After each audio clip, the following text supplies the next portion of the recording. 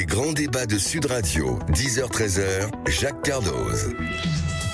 Bonjour à tous, encore une fois, belle année, heureuse année sur Sud Radio, sur cette antenne où on parle librement, où on parle vrai. Alors 9 minutes, c'était court, très très court. Était-il résigné, presque las de devoir faire cet exercice? On a eu le sentiment que le président de la République n'y croyait plus lui-même. D'ailleurs, ça fait partie déjà des critiques de la classe politique. Alors vous intervenez au 0826 300 300 et bien sûr, on pose la question à nos intervenants qui sont ici avec moi en ce premier jour de l'année dans ce studio. Rachida Kaout, conseillère municipale Renaissance à Ivry-sur-Seine. Bonjour, ça va bien? Bonjour. Vous avez bien réveillonné? Très bonne année à vous, à tous les auditeurs. Vous avez bien réveillonné? Tout s'est bien passé? Toujours. Bon, Nicolas Corato, président fondateur du think tank Place de la République. Bonjour Jacques, bonjour, tous mes vœux également. Ça va, vous êtes en forme, vous n'avez pas fait d'excès hier soir? Le chapon a pas refroidi à cause du président de la République, donc je suis très content. C'est-à-dire que vous aviez commencé le chapon avant, vous aviez calculé la cuisson. On avait anticipé qu'on en avait pour 3 quarts d'heure, finalement 9 minutes c'était beaucoup mieux. D'accord, donc il était pas trop cuit? Non, il était parfait. Arnaud Stéphane, fondateur de l'agence La Note de Com, les auditeurs vous connaissent bien, bonjour à vous. Bonjour et tous mes vœux. Alors écoutez, soyez les bienvenus tous les trois, on verra si les avant-derniers vœux du président sont réalistes. J'ai été assez surpris de l'entendre dire qu'il ne fallait pas écouter l'urgence et les faits divers. Moi, ça m'a... Drôle de phrase dans une allocution. Le reproche fait à certains médias aux côtés de vrais enjeux pour notre société. Ça m'a paru un peu décalé, mais justement, on va en parler. Vous allez nous donner votre avis. Alors, il a parlé du service national, de la loi sur la fin de vie. On verra si ça vous choque comme moi. 10h30, on parlera de Trump qui se moque de la politique de l'immigration en France à l'occasion de la naturalisation de Georges Clooney. Oh, c'est un petit clin d'œil, mais c'est marrant. Coup de gueule, coup de cœur, c'est 10h45, 11h, avec nos 3 intervenants. Ils nous diront ce qu'ils ont sur le cœur. On reparlera largement à partir d'11h de cette interdiction des réseaux sociaux. Est-ce liberticide? Est-ce liberticide d'interdire les réseaux sociaux pour les moins de 15 ans, alors que c'est un enjeu pour la jeunesse? C'est une vraie question. Comment on protège les jeunes de tout ce qu'ils peuvent voir sur les réseaux, de la haine, du cyberharcèlement et que sais-je? Le gouvernement entend faire interdire les réseaux aux moins de 15 ans et les portables aussi, les portables au lycée. Alors j'imagine qu'en dehors des intéressés, tout le monde sera d'accord, mais comment appliquer ces mesures? Eh bien là est toute la question. Et puis à midi, 2 invités, Jean Garrigue pour les enjeux politiques de 2026, ma prime rénov suspendue en 2026. Ben oui, elle est suspendue à cause du budget puisqu'on est en suspension. On attend la deuxième partie du budget, sauf que vous aviez peut-être une prime rénov dans les cartons. Et alors comment? Vous nous appelez aussi là aussi. Vous pouvez nous appeler. Et puis à 12h30, le grand avocat pénaliste et spécialiste de la question de la liberté d'expression, cher à tous les auditeurs de Sud Radio, c'est Emmanuel Pierrat. Il sera avec nous en ce studio également. Les grands débats de Sud Radio, 10h-13h, Jacques Cardoz. Mes chers compatriotes de France hexagonale, de nos outre-mer et vivant à l'étranger, je vous souhaite une très belle, une très heureuse année 2026. Vive la République, vive la France. Moi, ça me fait toujours quelque chose, cette Marseillaise. Allez, on parle librement sur Sud Radio. On va tout de suite rentrer dans le vif du sujet avec une allocution présidentielle, faut le dire, très courte, pas d'annonce véritable. Certains disent qu'elle était crépusculaire, lugubre. Vous nous appelez pour réagir et nous dire comment vous l'avez trouvé, le président. Mais d'abord, faisons un petit tour de table. Comment vous l'avez trouvé? Déjà, dans la gestuelle, l'apparence, ces 9 minutes. 9 minutes, c'est extrêmement court pour le président de la République. C'est un format auquel on n'était pas habitué. Je trouve que l'image de la cuisson du chapon est une très bonne image. On avait tendance à avoir quelquefois des discours un peu plus longs. Il y a un parti pris, mais je pense que c'est un parti pris quasiment artistique, puisqu'on a vu aussi les vœux de surréalistes. Si vraiment vous voulez voir quelque chose de surréaliste, rendez-vous sur les réseaux sociaux, les vœux de monsieur le ministre des Affaires étrangères, monsieur Barrot, Ah bon? qui nous a fait un truc. Merveilleux. Vous Qu'est-ce allez qu'on y voir. voit Mais regardez, je peux pas dévoiler, je peux pas vous faire ça. Ouais. Il faut vous découvrir par vous-même. C'était vraiment très très beau. Et on a un parti pris artistique. Je pense que c'est les mêmes équipes. C'est très sombre. On est dans une Certains parlent de quelque chose de crépusculaire, de lugubre. Mais quelquefois, vous faites même pas exprès et vous accompagnez, si vous voulez, la parole par une image qui ne correspond pas du tout à ce que vous voulez montrer. Sauf que et là, on a ce sapin de Noël derrière. On a une lumière extrêmement basse. Il est assis de travers. Enfin, j'ai trouvé ça assez curieux comme parti pris, mais je pense que dans les équipes, on a voulu renouveler le style, de pas le mettre derrière un bureau avec la fenêtre habituelle qui donne sur le parc. On a voulu faire quelque chose de nouveau. Et c'est pas forcément très heureux. Non, c'est pas très heureux. C'est un peu dommage pour le président de la République. Nicolas Corato, qui voulait faire quelque chose.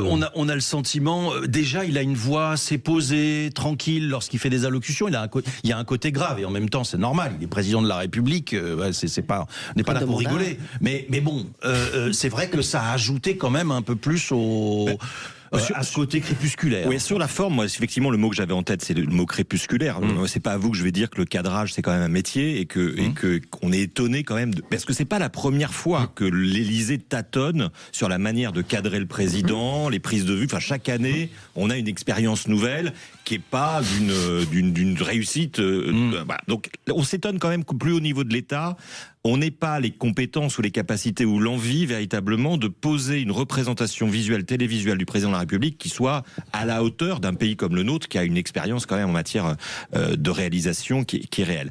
Sur la forme quand même, moi ça fait longtemps que je suis pas parti du fan club d'Emmanuel Macron, mais que je dis qu'Emmanuel Macron a un problème n'a jamais vraiment trouvé les mots de ses quinquennats. C'est-à-dire des discours très longs, des discours sur le fond. Sur la forme aussi. Sur le fond. Non, mais sur la forme, sur les mots qu'il emploie, sur la sémantique, la forme très technocratique de ces discours trop longs, enfin, y compris les gens là, il vous a entendu, parce qu'il nous avait habitué à des 50 minutes, là il en fait 9. Il s'est quand même passé quelque chose hier soir, au-delà de l'aspect visuel, sur la forme du discours, le fait qu'il soit ramassé, qu'il soit synthétique. J'ai trouvé que il était beaucoup mieux écrit que d'habitude, donc je ne sais pas s'il a changé de plume ou s'il a arrêté lui-même d'écrire le discours, mais manifestement, il s'est passé quelque chose sur la forme, et je ne suis pas persuadé, vous voyez, qu'on puisse être aussi critique que ça. J'ai l'impression qu'il a quand même gagné des points, et on reviendra sur le fond, oui, on va. Mais en apparaissant aussi comme le père de la nation, en prenant de la hauteur, moi, il m'a fait penser à finalement un vrai président de la Ve République. Rachida Kaout, vous... ça fait plaisir à entendre, hein. Oui, dites-moi. Qu'est-ce qui fait plaisir à entendre? Justement, en fait, ce qui nous intéresse aujourd'hui, c'est le fond. Donc, parler, blablater pendant 50 minutes, ça intéresse personne, surtout dans le contexte actuel. Sur la forme, vous voulez dire? Non, dans le discours qui a été prononcé hier. C'est ça. Le fait d'avoir été court, pour vous, c'était plutôt un bon choix. C'est-à-dire qu'il a été concis, direct, comme on dit, straight to the point, direct à l'essentiel. Au vu du contexte actuel, c'est presque déceptif d'avoir été trop court. Absolument pas, parce que le message a été très clair. Ce qu'on doit retenir, c'est que oui, cette année sera utile, mais je dirais qu'elle sera surtout décisive. Oui, mais pas forcément pour lui. Décisive, on a énormément de chantiers en cours. Décisive pour la démocratie, avec justement ce budget qu'on doit voter. Oui. Décisive aussi pour le monde agricole qui attend des solutions. Décisive aussi par rapport à la paix, parce que c'est ce qui va garantir justement notre souveraineté et en même temps la paix au niveau national. Alors on y va justement. On y va sur le fond. On commence par un premier extrait, c'est son appel à l'unité. N'oublions donc jamais que nos raisons de vivre ensemble sont chaque jour plus fortes que ce qui peut nous diviser, que les flots des urgences, des faits divers ou des mauvaises nouvelles. Notre unité suppose de lutter sans relâche contre toutes les formes de discrimination, que chacun d'entre nous est nécessaire et doit être encouragé et reconnu. Est-ce que c'est du niveau d'un président de dire « n'écoutez pas les urgences et les faits divers » Moi, j'ai été stupéfait par cette phrase, mais je suis peut-être le seul, Nicolas Corato. C'est le moment le plus important à mon avis de l'allocution d'hier soir, ce passage-là, parce que c'est la première fois que moi j'entends Emmanuel Macron parler autant d'unité du pays. C'était pas un thème qu'il avait l'habitude de porter. On se souvient du président de ceux qui sont tout, de ceux qui ne sont rien, des Gaulois réfractaires, de ce peuple qui est peut-être pas complètement au niveau de l'histoire de ce pays. Et pour la première fois, il se pose dans une posture un peu de père de la nation.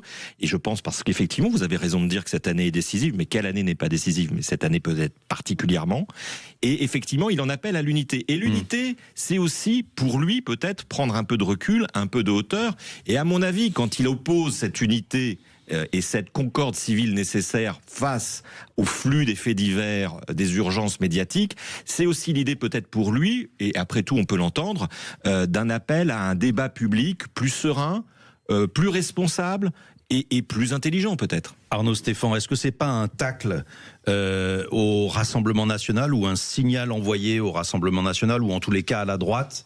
On le sent agacé par les faits divers, la question de la sécurité, la question de l'immigration. Désolé de se faire agresser. Fondateur, on n'a pas fait exprès. Arnaud Stéphan, vous êtes fondateur de l'agence Note de Com et je rappelle que vous êtes ancien conseiller en communication notamment de Marine Le Pen. Moi j'ai ressenti cette phrase comme un petit tacle. On savait dans toute la journée d'hier qu'il cherchait une formule, c'était les bruits qui circulaient dans Paris, qui cherchait une petite formule, un petit tacle envoyé à la droite ou au Rassemblement National, je ne sais pas. Moi, j'ai trouvé que ce côté, voilà, cette phrase-là sur n'écoutez pas l'urgence et les faits divers, c'était un peu décalé finalement par rapport aux enjeux dont il parle dans le reste de son allocution. Généralement, quand on fait de la politique et qu'on essaye de faire l'exercice auquel s'est livré le président, on essaye de faire ce que les Égyptiens antiques appelaient la confession négative. Je n'ai pas fait ça, je n'ai pas fait ça, etc. On n'essaye pas de faire porter la charge sur quelqu'un sans le citer, parce que c'est un ami imaginaire, on ne sait pas de qui il parle, on a compris à peu près de qui il voulait parler. Alors c'est à la fois la presse Bolloré, vraisemblablement, CNews, et une partie de la droite, y compris des républicains qui se sont durcis sur le discours. Mais c'est une phrase qui reste un peu nébuleuse d'ailleurs. Non, elle est pas du tout nébuleuse. Enfin, je veux dire, pour ceux qui l'ont compris, on a très bien compris de quoi il s'agissait. Pour nous. Mais c'est quand même un peu spécial d'expliquer aux gens. Il y a quelque chose qui dépasse votre quotidien. Alors ayez la gentillesse aussi de serrer les dents parce que certes il y a des urgences, certes il y a de l'insécurité, certes il y a des problèmes économiques, certes ça va très très mal, certes on a une dette abyssale, mais veuillez, s'il vous plaît, bien faire l'effort de penser qu'il y a quand même des choses qui dépassent tout ça, qui transcendent tout ça. Donc, on va se remettre à l'ordre et on va continuer à avancer. Je suis pas sûr que cette phrase était utile. En plus, elle dénote un peu du reste du discours. On sent qu'il a voulu mettre une touche politique pour viser quelqu'un sans le citer. Encore une fois, le second degré en politique, ça marche pas. Alors nous avons compris, mais parce que... Donc il y a que le petit cercle parisien qui a compris, en fait. C'est ça que vous dites, le parisien ou ceux qui s'occupent de politique et qui comprennent province, quand même. Mais qui a compris. Bien sûr, c'est un message en interne, mais c'est surtout peut-être aussi un message aux gens qui font tourner ces médias-là, en leur disant, je vais pas vous louper. Il veut une année utile. Il veut une année utile. Le peut-il vraiment? La préférence européenne, est-ce un vœu pieux? La présidentielle 2027, il a évoqué tout ça. On est avec nos débatteurs. Vous avez vu que le débat prend bien. Là, je le sens très bien. On se retrouve dans une seconde. Les grands débats de Sud Radio, 10h-13h, Jacques Cardoz.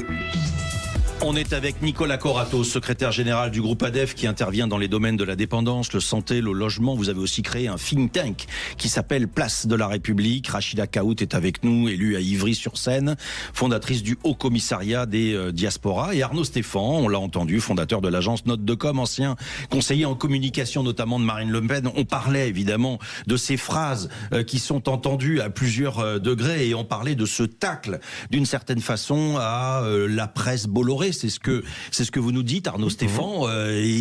C'est obsessionnel chez le président de la République? Je pense que c'est obsessionnel chez tous les politiques. C'est-à-dire, ils ont beaucoup de mal à accepter qu'il y ait une opposition ou une presse qui décide de trouver d'angler, ce qu'on appelle angler, son aspect rédactionnel en voyant le verre à moitié vide en ce qui concerne le président de la République et pas à moitié plein. Le président de la République voudrait qu'on parle un peu plus du verre à moitié plein. Non, et que l'angle de la communication lui pose un problème, surtout que ça commence à l'agacer parce que ça marche. Vous voyez, ça ne marcherait pas. Ça serait renvoyé à un accident. Là, c'est pas du tout un accident. C'est-à-dire que c'est réel, ça s'accroche. On voit une presse qui prend beaucoup de place et on voit les audiences que font, par exemple, une chaîne comme CNews. Rachida Kaout. Il faut l'entendre comme ça ou pas? Non, absolument pas. Moi, je suis contre, en fait, si vous voulez, cette campagne d'endoctrinement qui est menée par plusieurs médias, de l'endoctrinement négatif pour notre société, parce que non-stop, à longueur de journée, ça martèle des fake news, donc des fausses informations, ça manipule, et c'est très dangereux. Et vous voyez que ça joue quand même aujourd'hui, si vous voulez, contre nous. Je suis pas sûr quand même. Ça joue aujourd'hui contre nous. Alors, il n'y a pas que des fake news. Il y a aussi des sujets, justement, qui sont donc, sous les projecteurs, mais je vais vous dire, ce sont des faits divers qui sont amplifiés pour justement créer la psychose. Et en même temps, la peur au sein de nos foyers. Et ça n'a pas lieu d'être, parce que au sein de toutes les sociétés, que ça soit en France, en Europe ou dans le monde, il y a des faits divers. Il y a bien sûr des actes qui sont bien sûr répréhensifs. Et moi, ce que je peux vous dire, c'est qu'on a une responsabilité, que les médias ont une responsabilité aujourd'hui, et qu'il est peut-être temps aujourd'hui de se dire, est-ce qu'on n'a pas une part de responsabilité justement dans ce qui se passe aujourd'hui dans notre pays? Mais la responsabilité, ça peut aussi être de se voir reprocher de ne pas parler de la vie des gens. Pardon. Non, mais parler de la vie des gens, d'accord. Pardon de vous dire, manipuler l'opinion publique. Non, il ne s'agit pas de manipuler, mais lorsqu'on parle de sécurité, d'immigration, il faut en parler. Les médias, on est d'accord. Absolument. Bon, il faut en parler. Mais alors pourquoi dit-il on ne devrait pas parler des faits divers et de l'urgence? Mais enfin, je veux dire, les faits divers et l'urgence, c'est quoi en fait? C'est l'actualité du jour. C'est malheureusement l'affaire de ce franco-malien. La semaine dernière, je dis franco-malien avec beaucoup de prudence, parce que on s'aperçoit que l'administration a découvert qu'il avait un passeport français. On l'a d'abord présenté, l'administration française l'a d'abord présenté comme étant un ressortissant malien qui sortait d'un CRA. Hein. Oui, d'un centre de rétention. Et lui-même avait été jugé par la justice, condamné une première fois, libéré. Enfin, on va pas refaire l'histoire, mais si vous voulez, ce sont des moments. Et il a attaqué 3 personnes au hasard dans le métro, on le rappelle. Donc, si vous voulez, ça c'est juste l'actualité en fait. Ah oui, tout à fait. Sauf qu'il y a il voudrait qu'on n'en parle pas. Il y a un choix, il y a une hiérarchie qui est faite justement, et je persiste et je continue à vous dire qu'il y a effectivement aujourd'hui des médias qui jouent contre la France, qui jouent contre les Françaises et les Français. Bon, en tous les cas, on avance sur ce sujet et on repasse sur chacun des thèmes développés par le président de la République. Il veut une année utile. Est-ce possible? Cette année doit donc être et sera une année utile. Je veillerai tout particulièrement à ce que plusieurs grands chantiers puissent aboutir. Nous verrons les premiers pas du service national pour l'engagement de nos jeunes, qui renforcera le lien entre nos armées et la nation. Nous protégerons nos enfants et nos adolescents des réseaux sociaux et des écrans. Nous irons enfin au bout du travail législatif sur la question de la fin de vie dans la dignité, sujet sur lequel je m'étais engagé devant vous en 2022. Nicolas Corato, la question de la défense nationale, du retour d'un service militaire, il veut une année utile, ça il peut le faire. Vous allez me dire comment ? Parce que c'est un peu l'arroseur arrosé. Voilà un président de la République qui, en 2024, a cassé le jouet institutionnel qu'il avait entre les mains avec la dissolution, et qui aujourd'hui vient nous dire, voilà, j'ai plein de projets à porter, mais a-t-il une majorité pour les porter ? La fin de vie, moi je suis pas sûr, pardonnez-moi, qu'il y ait un consensus aujourd'hui au Parlement sur ce sujet. Il y en avait un. Il y en avait un, mais est-ce qu'il tient encore ? Est-ce que M. Retailleau, à 1 an et demi des élections, va fracturer son camp sur la question de la fin de vie ? C'est là aussi un petit biais, un petit caillou dans la chaussure des LR qu'a posé le président de la République hier soir. Et il y a la question du Sénat aussi. Il y a la question du Sénat. Il nous parle par exemple de l'autonomie de la Corse hier soir. C'est un truc qui est passé un peu inaperçu, ou de la décentralisation. Moi, je trouve que ces questions sont très intéressantes. Mais pour porter à bien ce genre de réforme, il faut des réformes constitutionnelles. On n'est même pas capable de voter un budget. Et il nous propose des projets qui ont une vision de réforme constitutionnelle. Donc, j'ai bien compris que l'obsession du président de la République, c'était de continuer à exister dans le paysage de la vie intérieure politique et pas simplement dans sa politique étrangère. Mais est-ce qu'on est en droit d'y croire, et est-ce qu'on peut exprimer certains doutes sur la capacité opérationnelle politique du président de la République à dégager des majorités sur ces sujets ? Je parle même du service militaire obligatoire ou volontaire ou bénévole qu'il est en train de créer, et pas dit non plus qu'il y ait un consensus à l'Assemblée nationale sur ce sujet, de manière aussi simple et facile qu'il l'imagine. Arnaud Stéphane. Plusieurs choses. La première, qu'est-ce que vous voulez qu'ils disent ? Une année inutile ou non, le contraire de utile, c'est inutile. Peut-être élaguer, si je puis dire, son discours de choses dont on sait qu'elles ne pourront pas être réalisées. Lorsqu'il parle de donner plus de pouvoir aux régions, etc. C'est quoi l'idée? Il y a une réforme, il y a quelque chose qui est... Je veux dire, tout le monde est d'accord avec ça. Quand vous n'avez pas grand-chose à dire, ce que je veux dire, quand vous n'avez pas grand-chose à dire sur 9 minutes, ça peut être très très long. Donc vous essayez aussi de placer quelques trucs. Il sort quelques idées de sa besace de farce et attrape, parce que il reste des textes qui pourraient paraître symboliques. Bah, la fin de vie, on sait que donc il y avait une majorité. Non, mais ça c'est peut-être le seul truc le plus intéressant. Voilà. Non mais donc. J'essaye d'aller au bout du raisonnement. La chose la plus intéressante, en vérité, c'est ça. C'est que quand vous n'avez plus la latitude politique, vous vous lancez sur le sociétal. C'est ce que toutes les forces politiques ont toujours fait. Vous n'avez plus la capacité politique de mener quelque chose au bout. Vous vous lancez sur le sociétal. Pourquoi? Parce que le sociétal peut être transpartisan. Que vous allez avoir, en effet, à droite ou au centre, des gens qui vont se fracturer sur cette histoire de la fin de vie. Ou à l'extrême droite. Ou à l'extrême droite, parce que y compris au RN, les gens ne sont pas d'accord sur la fin de vie. Donc c'est aussi le moyen, par le sociétal, de recréer une autre géographie politique, et particulièrement à l'Assemblée nationale ou au Sénat. Au Sénat, ça sera plus compliqué, puisque c'est un peu plus d'homogénéité sur ces sujets. Mais à l'Assemblée nationale, ce sont des sujets qui peuvent être assez touchy, pour utiliser du mauvais français, pour un certain nombre de groupes, particulièrement à droite et particulièrement à la droite nationale. Rachida Kaout, il a confiance évidemment en Sébastien Lecornu et en sa capacité. On l'a vu à l'occasion du budget. Il a quand même réussi à passer par un petit trou de souris, mais enfin il a quand même réussi à le faire sur le budget de la sécurité sociale. Et là, il se dit que peut-être il y a possibilité au moins d'accomplir ça, cette loi sur la fin de vie. Alors moi je pense que face au pessimisme ambiant, on vient de l'entendre encore il y a quelques secondes, excusez-moi. Non mais je vous en prie. Donc je pense que déjà Sébastien Lecornu est le plus capé. Et le plus capé d'ailleurs il l'a démontré pour pouvoir réunir, pour pouvoir justement montrer en fait qu'on est capable finalement de prendre une décision juste et qui est attendue. Une décision qui est attendue par les Françaises et les Français.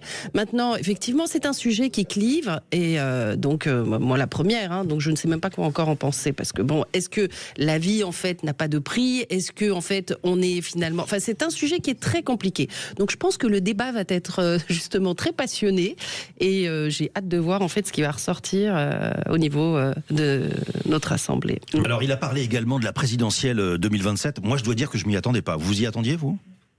Qu'il évoque la présidentielle 2027 en disant... Il l'a évoqué pour dire qu'il n'avait pas l'intention de partir en 2026, surtout. Oui, on peut le voir de cette façon-là. Il l'a aussi évoqué pour dire je serai le garant, tout se passera bien, etc., etc. Vous en doutez, Arnaud Stéphane? Mais non, mais je sais pas. On nous refait le sketch des influences étrangères. À chaque fois qu'on a cherché en Europe des influences étrangères, je parle de la Roumanie par exemple, on s'est aperçu finalement que c'était les Anglais via des boîtes qui avaient manipulé l'élection roumaine pour faire croire qu'elle avait été manipulée par d'autres. Donc pour l'instant, les influences existent, mais ça a toujours existé. Enfin, je veux dire, il y a combien de personnes dans la classe politique française appartiennent à des associations qui travaillent pour les États-Unis ou qui travaillent pour d'autres pays? Je veux dire, combien de livres ont été sortis sur tous les réseaux d'influence qui travaillent la vie politique française, que ça soit le Qatar, que ça soit les Américains, que ça soit d'autres pays. Donc je veux dire, quelle blague, quoi. L'inquiétude. Rappelez-moi qu'il est le nom d'un des plus grands patrons de presse en France, c'est Monsieur Kretinsky. Je sais pas L'inquiétude du président de la République est-elle justifiée sur ces ingérences étrangères? Et la présidentielle 2027, avait-il raison d'en parler de cette façon-là? On en parle juste après ça. Les grands débats de Sud Radio, 10h-13h, Jacques Cardoz. À la fin de l'année, quand le moment sera venu, s'ouvrira peu à peu la prochaine campagne pour l'élection présidentielle de 2027. La première à laquelle je ne participerai pas depuis 10 ans. Pour autant, je serai jusqu'à la dernière seconde au travail, tâchant chaque jour d'être à la hauteur du mandat que vous m'avez confié. Et je ferai tout pour que l'élection présidentielle se déroule le plus sereinement possible, en particulier à l'abri de toute ingérence étrangère. Je ferai tout pour que l'élection présidentielle se déroule du mieux possible, en particulier à l'abri de l'ingérence étrangère. Voilà la phrase, Nicolas Corato, ça vous rassure ou on a l'impression qu'il est obsédé aussi par ça, hein? Si on se rend compte de ce qui est en train de se passer, parce que c'est pas banal ce qu'a dit le président de la République hier soir. 16 mois avant. Vous imaginez François Mitterrand ou Jacques Chirac qui aurait fini ses vœux en nous expliquant que la prochaine élection présidentielle serait menacée par une ingérence étrangère.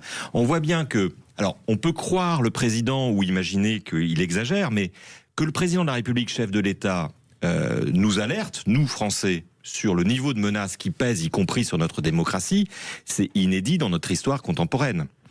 Il est en train de nous dire que le prochain scrutin majeur pour notre pays peut être dans les mains de puissances étrangères ennemies de la France. Oui, mais objectivement, on a eu des exemples. Il a des raisons de penser que ça peut arriver. Et je crois que c'est pour ça qu'il faut qu'on prenne cette phrase au sérieux. Moi, je suis plutôt pour la prendre au sérieux et pour dire que oui, aujourd'hui, il y a des ingérences étrangères. Vous en avez parlé, elles sont multiples. Mais on a aussi, et il faut le dire, un risque majeur et un ennemi prioritaire qui est quand même la Russie de M. Poutine. Alors, il n'a pas été cité hier dans les vœux, mais enfin, on voit bien qu'il était c'est comme l'allusion à la presse, il était quand même compris, très concerné. Oui. Et je crois qu'effectivement, il faut qu'on prenne la mesure de ce risque. Si le président en parle, c'est pas uniquement pour des raisons politiciennes ou personnelles. Je pense qu'effectivement, il y a un vrai sujet sur la protection de notre débat démocratique dans les mois à venir. C'est super intéressant. Ça voudrait dire qu'un algorithme à la base fabriqué par une entreprise chinoise qui pourrait être manipulé par des boîtes américaines, russes ou qataris ou n'importe quoi, pourrait modifier suffisamment le scrutin en France. C'est exactement ce que j'allais vous dire, c'est-à-dire que jusqu'à preuve du contraire, le scrutin il se déroule avec du papier. On met un bulletin. Non, mais ça voudrait dire travailler suffisamment longtemps le public. C'est de l'argent aussi, Jacques. Oui, mais de l'argent. Et on a vu de l'argent étranger arriver dans certaines campagnes présidentielles par le passé. Sarkozy, c'est arrivé aux États-Unis. C'est arrivé en France. On a un parti, on a une candidate qui est arrivée au second tour de l'élection présidentielle avec de l'argent russe. Non, mais là, je pense qu'il ne fait pas du tout allusion à ça. Il est en train de nous dire que peut-être il pourrait y avoir une manipulation de l'élection. En fait, c'est ça. Ce qui s'est soi-disant passé, mais qui a été contredit par les faits en Roumanie, où on a dit que ça avait été le scrutin avait été influencé par une puissance étrangère. Mais c'est pas finalement la puissance étrangère à laquelle on s'attendait. C'est dommage, mais on l'a su plus tard. Exactement. Mais donc jusqu'à preuve du contraire, le vote se fait non pas par voie électronique. On n'est pas aux États-Unis. Et ça se fait avec du papier. Alors, qu'ils disent et qu'ils préviennent qu'il puisse y avoir un risque, peut-être, mais moi, je trouve une ingérence étrangère, ça peut être un groupuscule qui va peindre en rouge et des étoiles sur le mur, et on l'a vu, c'est pas le vote. Du mémorial, c'est pas le vote, du mémorial de la Shoah. Non, mais, et on sait très bien qu'aujourd'hui, d'après les résultats de l'enquête, ces groupuscules étaient liés à des puissances étrangères qui viennent effectivement s'immiscer dans le débat public, le fausser et rajouter de la tension et de la pression sur certains sujets qui sont propres à influencer l'électorat. C'est aussi ça l'influence étrangère, c'est pas uniquement le mythe informatique et électronique. Vous n'avez pas peur que ça soit plutôt l'histoire de reprocher, parce que c'est toujours pareil, c'est le couteau suisse, c'est-à-dire que vous tirez un truc et puis hop, vous apercevez qu'il y a un autre gadget, etc. C'est-à-dire que quand vous faites s'il y a une opération de manipulation, ça veut dire aussi qu'il y a des opérations de contre-manipulation. Et que vous pouvez dire par exemple, regardez ce qu'ils ont dit sur la dette, c'est faux parce qu'en vérité c'est eux qui jouent sur la dette, et à ce moment-là on se sort complètement de ses propres responsabilités. Moi j'ai très peur de ça, parce que de prévenir déjà 1 an et demi à l'avance en disant il y aura peut-être des tentatives de déstabilisation sur une campagne présidentielle, ça veut dire aussi préempter les sujets qui seront acceptables d'être discutés et les sujets qui ne seront pas acceptables d'être discutés. Moi, je me méfie beaucoup de ça. Parce qu'à 1 an et demi d'écart, enfin un peu moins d'1 an et demi, 16 mois, je vois pas comment le président de la République, d'ores et déjà, peut se dire qu'il y a un certain nombre d'items de cette campagne qui seront susceptibles d'être manipulés, encore une fois, sur des réseaux sociaux où le corps électoral français n'est pas. Parce que je veux dire, ceux qui font la décision encore, je crois que ça sera vraiment la dernière fois d'ailleurs sur cette élection présidentielle, c'est les plus de 60 ans. Plus de 60 ans, ils sont pas sur TikTok à apprendre à faire des comment ça s'appelle. Non, mais sur Facebook, vous pouvez aussi avoir des manipulations. Non. Facebook est très regardé par les personnes. En l'occurrence, les manipulations pour l'instant, elles ont été faites sur TikTok et pas forcément sur Facebook. En Facebook, ça avait été le cas aux États-Unis avec comment ça s'appelle, avec Donald Trump, avec la société qu'il avait pris, mais c'était pas une entreprise de manipulation, c'était une entreprise qui avait utilisé les données, c'était Cambridge Analytica, qui avait surutilisé les données de ciblage. Mais ce qui a été le cas sur des élections présidentielles en France aussi. Donc là, moi, c'est sur les thèmes.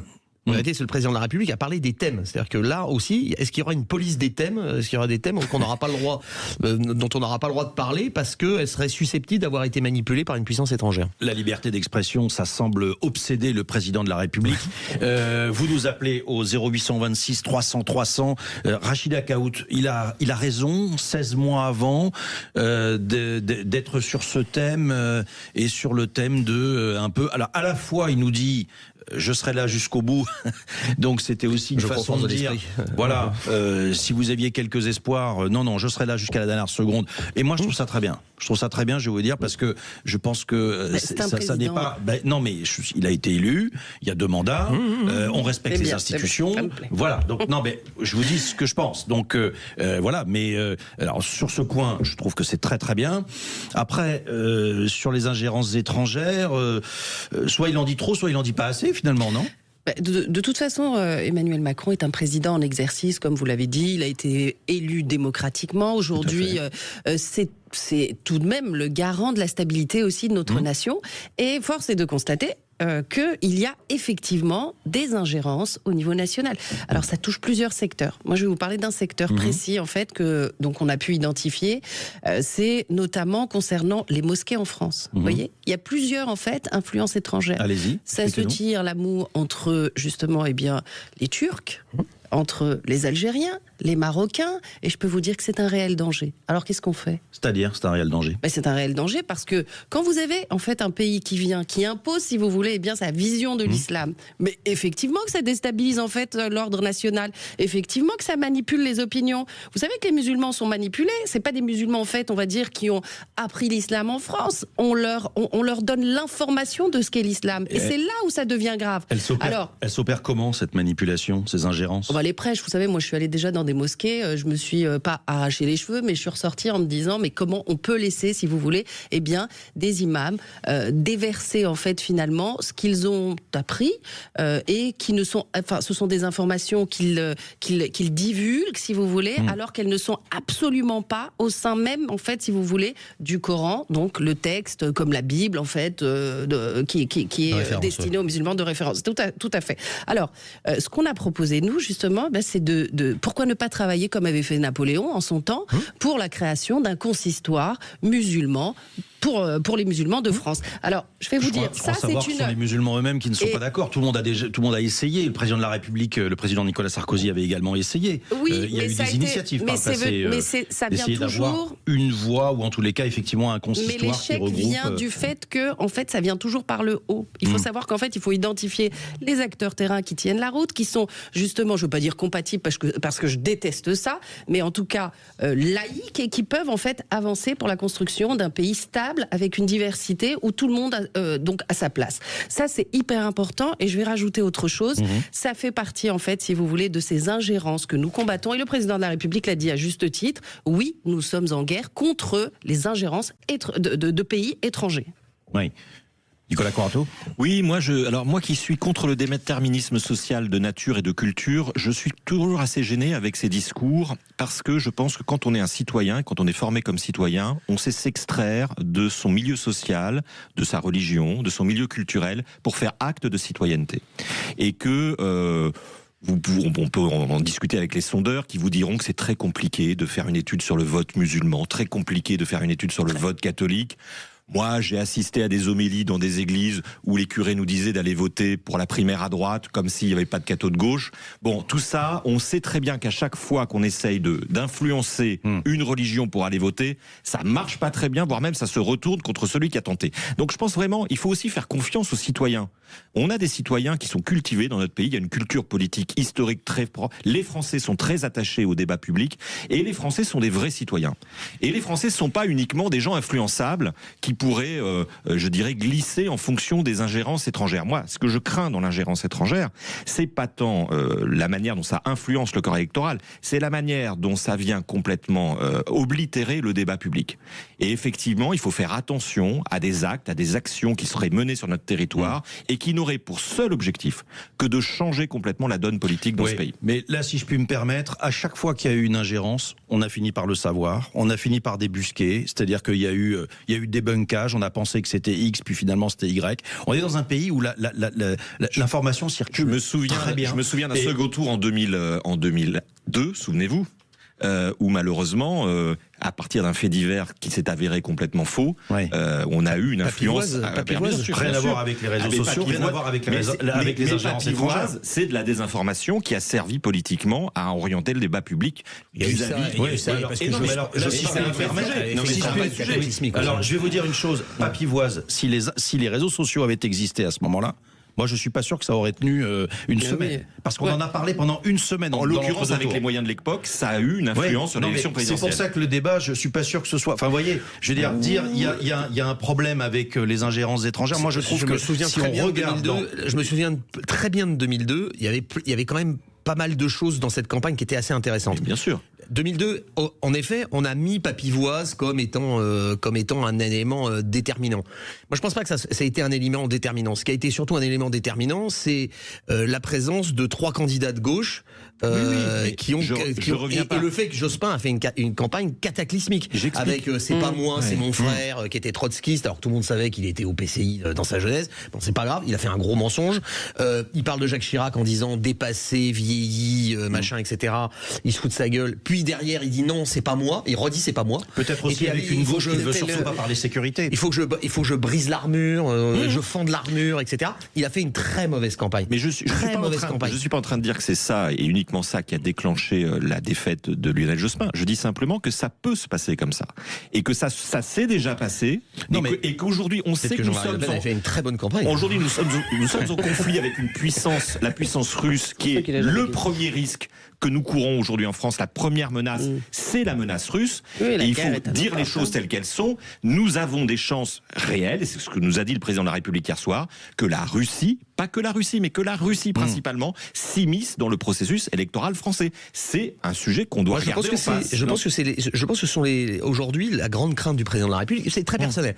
Je vois par rapport à toutes les déclarations qui ont été faites récemment. Il y a ce qu'on appelle le bruit, toujours en termes médiatiques et en termes de communication. C'est plutôt les Américains en ce moment qui avec les déclarations du vice-président Vance, qui parlent de plus en plus du fait que l'Europe doit se modifier. Mais les Américains sont alliés avec très intéressant, Arnaud Stéphane. C'est tellement intéressant qu'on va attendre une seconde pour en parler. À tout de suite. Les grands débats de Sud Radio, 10h-13h, Jacques Cardoz. On continue de s'interroger et d'essayer de décrypter, d'analyser l'intervention du président de la République hier soir. Intervention extrêmement courte, certains disent même trop courte. Et puis il y a eu, on en a parlé évidemment, ce côté presque un peu tristoun, lugubre, crépusculaire. Ça a été beaucoup dit par nos intervenants. On est avec Nicolas Corato, Rachida Kaout et Arnaud Stéphane. Arnaud Stéphane, juste avant la publicité, vous nous disiez justement, c'est pas tellement, on comprend pas bien finalement la phrase du président de la République. Bah si, au contraire, on la comprend très bien. Mais s'il parle d'ingérence possible, il en est sûr puisqu'il en parle. Encore aurait-il fallu qu'il nommât les les menaces qu'ils disent, voilà. C'est très clair. Il fait de la diplomatie en direct, etc. Moi, je trouve ça toujours aussi un peu particulier. Si vous voulez faire ça, vous créez une mission gouvernementale pour enquêter sur le sujet. Vous nommez un commissaire spécial qui va faire une enquête sur le sujet, qui va voir dans les autres pays comment ça s'est passé, etc. Il travaille lentement parce que pour l'instant, on n'a pas vu le début du commencement de ses travaux. Faites ça dans une entreprise privée, vous allez voir comment ça va se passer. Mais il se trouve que aujourd'hui, en tout cas, on sent bien qu'il y a une tension qui se fait de nouveau avec notre allié américain. Notre allié américain se permet de faire un certain nombre de remarques extrêmement... Alors vous pensez qu'en fait la menace, elle peut plus venir des États-Unis finalement que de la Russie? Par les moyens, parce que les GAFAM, par le fait même qu'ils sont à la tête des principaux réseaux... Qui sont à la main de Donald Trump, qui sont disons les choses clairement. Oui, qui sont à la main de Donald Trump. Ils ont fait allégeance. Mais qui avaient été à la main d'autres candidats démocrates. Ils ont fait flip-flop en un autre temps. On voit bien que toutes les entreprises s'étaient adaptées très bien à tout ce qui était démarche RSE, qui était voulu et poussé par des think tanks américains, etc. depuis longtemps sur la compliance aussi, ce qui fait qu'on a perdu la quasi-totalité de nos contrats à l'export. Donc voilà, il y a d'autres moyens que des moyens purement politiques. Il y avait utilisé tous les moyens sociétaux. C'était toutes ces associations américaines qui allaient dans les banlieues avec des acteurs américains parler. C'est toujours le cas. C'est toujours le cas. Et ça n'intéresse plus personne. Et c'est un problème quand on regarde ce qu'ils proposent. Nicolas Corato sur cette ingérence qui pourrait venir des États-Unis. Et puis après, on passe à deux autres sujets, Donald Trump. Et juste après, ce sera l'heure de vos coups de cœur, coups de gueule. Mais on va clore je crois cet épisode Emmanuel Macron. Est-ce que effectivement, il pense aussi à une ingérence qui pourrait être manipulée par les États-Unis et par les grands chiefs de ces plateformes? Écoutez, quand on a écouté le discours d'hier soir, on a entendu un président de la République nous parler beaucoup de l'indépendance européenne et de la souveraineté européenne. C'est-à-dire que c'est un président de la République qui nous dit aujourd'hui l'Europe est seule. Elle est seule face à Vladimir Poutine. Elle est seule aussi, il faut le dire, face à son ancien allié, et il faut dire ancien allié, qui sont les États-Unis de Donald Trump. Donc que l'ingérence étrangère, à un moment qu'elle vienne des États-Unis ou de la Russie, soit préjudiciable à l'Europe et à la France, je crois que c'est évident dans sa pensée. Maintenant, est-ce que ces ingérences étrangères poursuivent les mêmes buts et se coordonnent? Ça, c'est un autre sujet qui mériterait qu'on enquête un peu plus profondément pour voir effectivement s'il y a des liens entre les actions de certains acteurs américains d'influence et les actions de certains Russes. C'est passionnant parce qu'on voit bien que le monde change. L'arrivée de Donald Trump a bouleversé l'équilibre mondial et maintenant, ça nous renvoie aussi à nos propres problèmes européens. Emmanuel Macron parle souvent du réveil européen. On l'attend. La clé, c'est l'unité. Juste un terme. Et là, je fais appel à votre analyse sémantique. Un terme qu'il a utilisé, moi qui m'a frappé. Oui, le pays tient. Quand on dit qu'il tient, c'est qu'il est menacé. C'est qu'il est même au bord de l'abîme et au bord du gouffre. Qu'est-ce que vous en avez pensé de cette formule, Arnaud Stéphan? L'arrière tient. C'est le terme utilisé pendant le premier conflit mondial. C'était l'obsession des politiques lors du premier conflit mondial. C'était qu'il fallait que l'arrière tienne. C'est-à-dire que si jamais la société qui n'était pas au front se retrouvait à lâcher, c'était tout le système qui s'effondrait, c'est-à-dire le système de défense, le système des valeurs, le système et que notre pays risquait de la submersion par les troupes impériales allemandes. Finalement, c'est l'arrière allemand qui s'est effondré et qui nous a permis aussi, pas seulement grâce aux armes, d'emporter le premier conflit mondial. Et je pense que s'il y a bien quelque chose il y a des petites touches dans ce discours qui sont, on le voit bien, très volontaires en termes de choix sémantiques.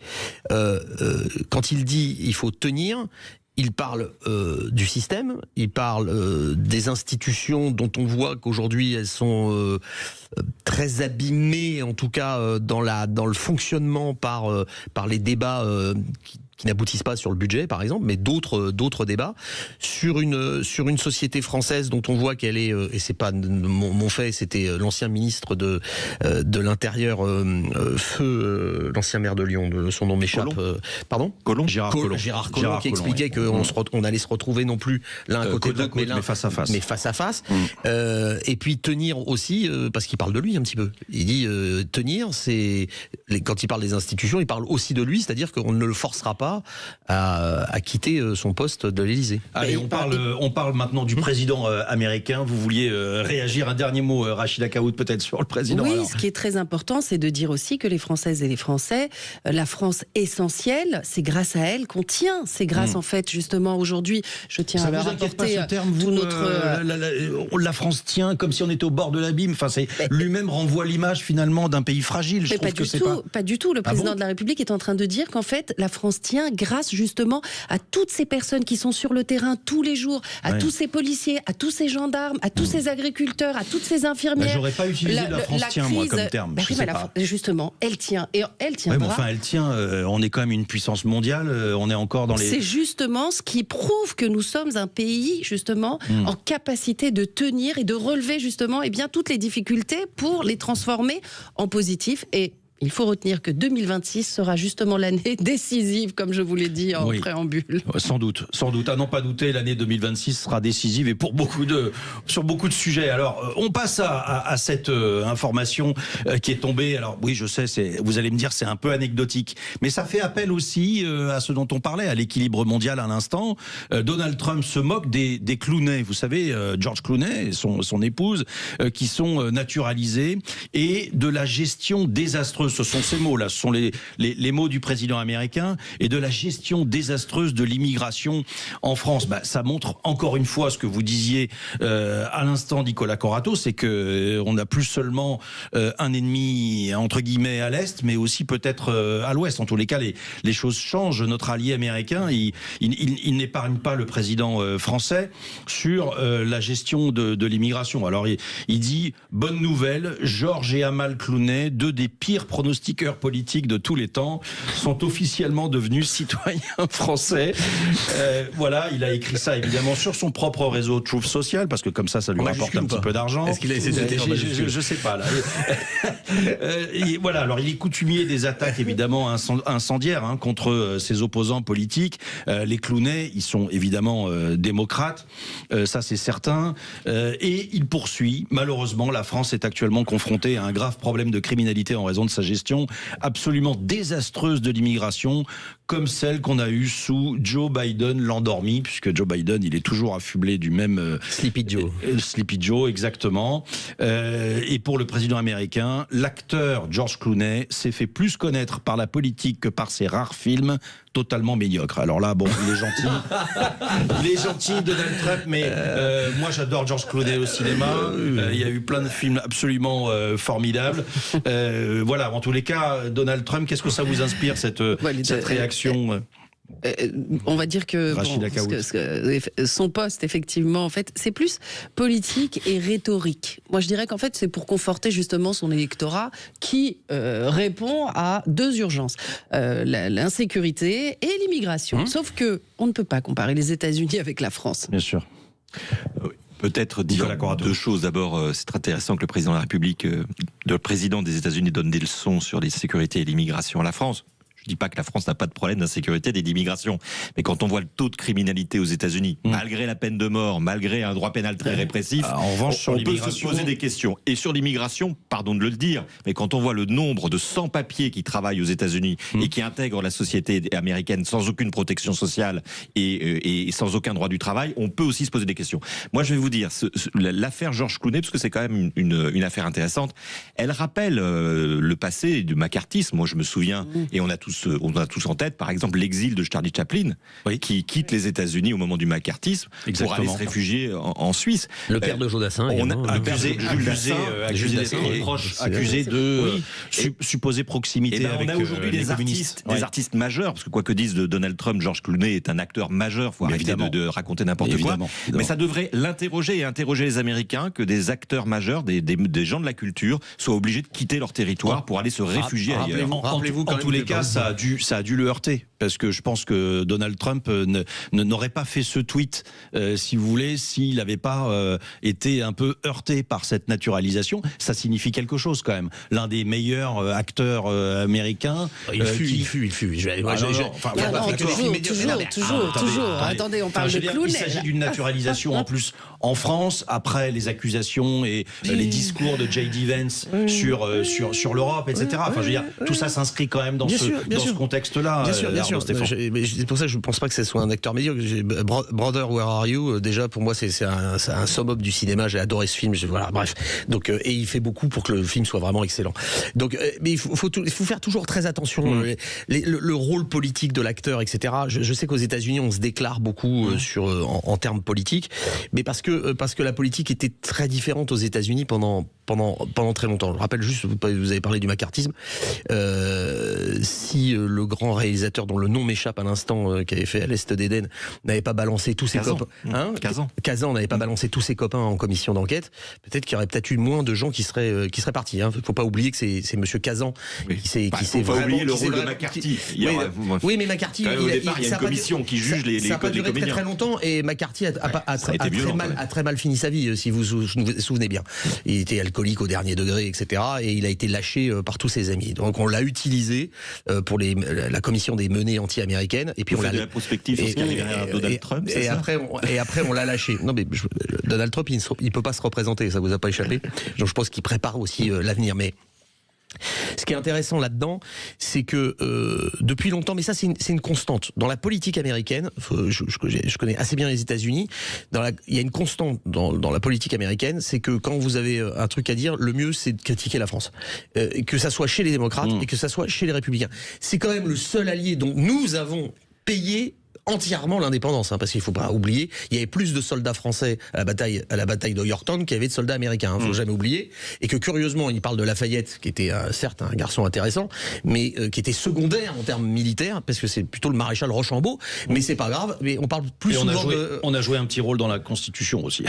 Dans la Constitution, dans l'élaboration de la Constitution, puisqu'elle est inspirée de la France. La construction de Washington DC, la capitale, puisque c'est un Français, c'est Monsieur L'Enfant qui a construit la capitale. Donc il y a plein de choses. Mais ils préfèrent parler de l'Angleterre toujours. Il y a une relation qui est beaucoup plus forte avec l'ancienne puissance coloniale, avec qui n'a pas été très très gentil non plus avec la population locale.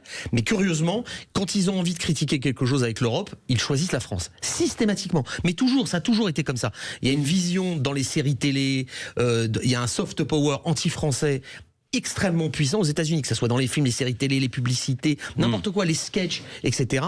Je veux dire, imaginez que vous fassiez la moitié de ce que font les humoristes américains sur des plateaux de Late Show à imiter l'accent français si vous faisiez avec l'accent d'autres pays. Vous imaginez le sketch, un Français qui ferait ça sur une émission, qui imiterait l'accent d'un autre pays pour dire qu'ils sont ridicules. Oui, vous imaginez vous voulez dire qu'il y a plus de liberté même dans l'humour. Non, particulièrement sur les Français. Ouais. Donc je pense que de toute façon le président Trump a décidé de se taper la France depuis un moment. Il va falloir s'y habitué. Là, en 2026, ça va être.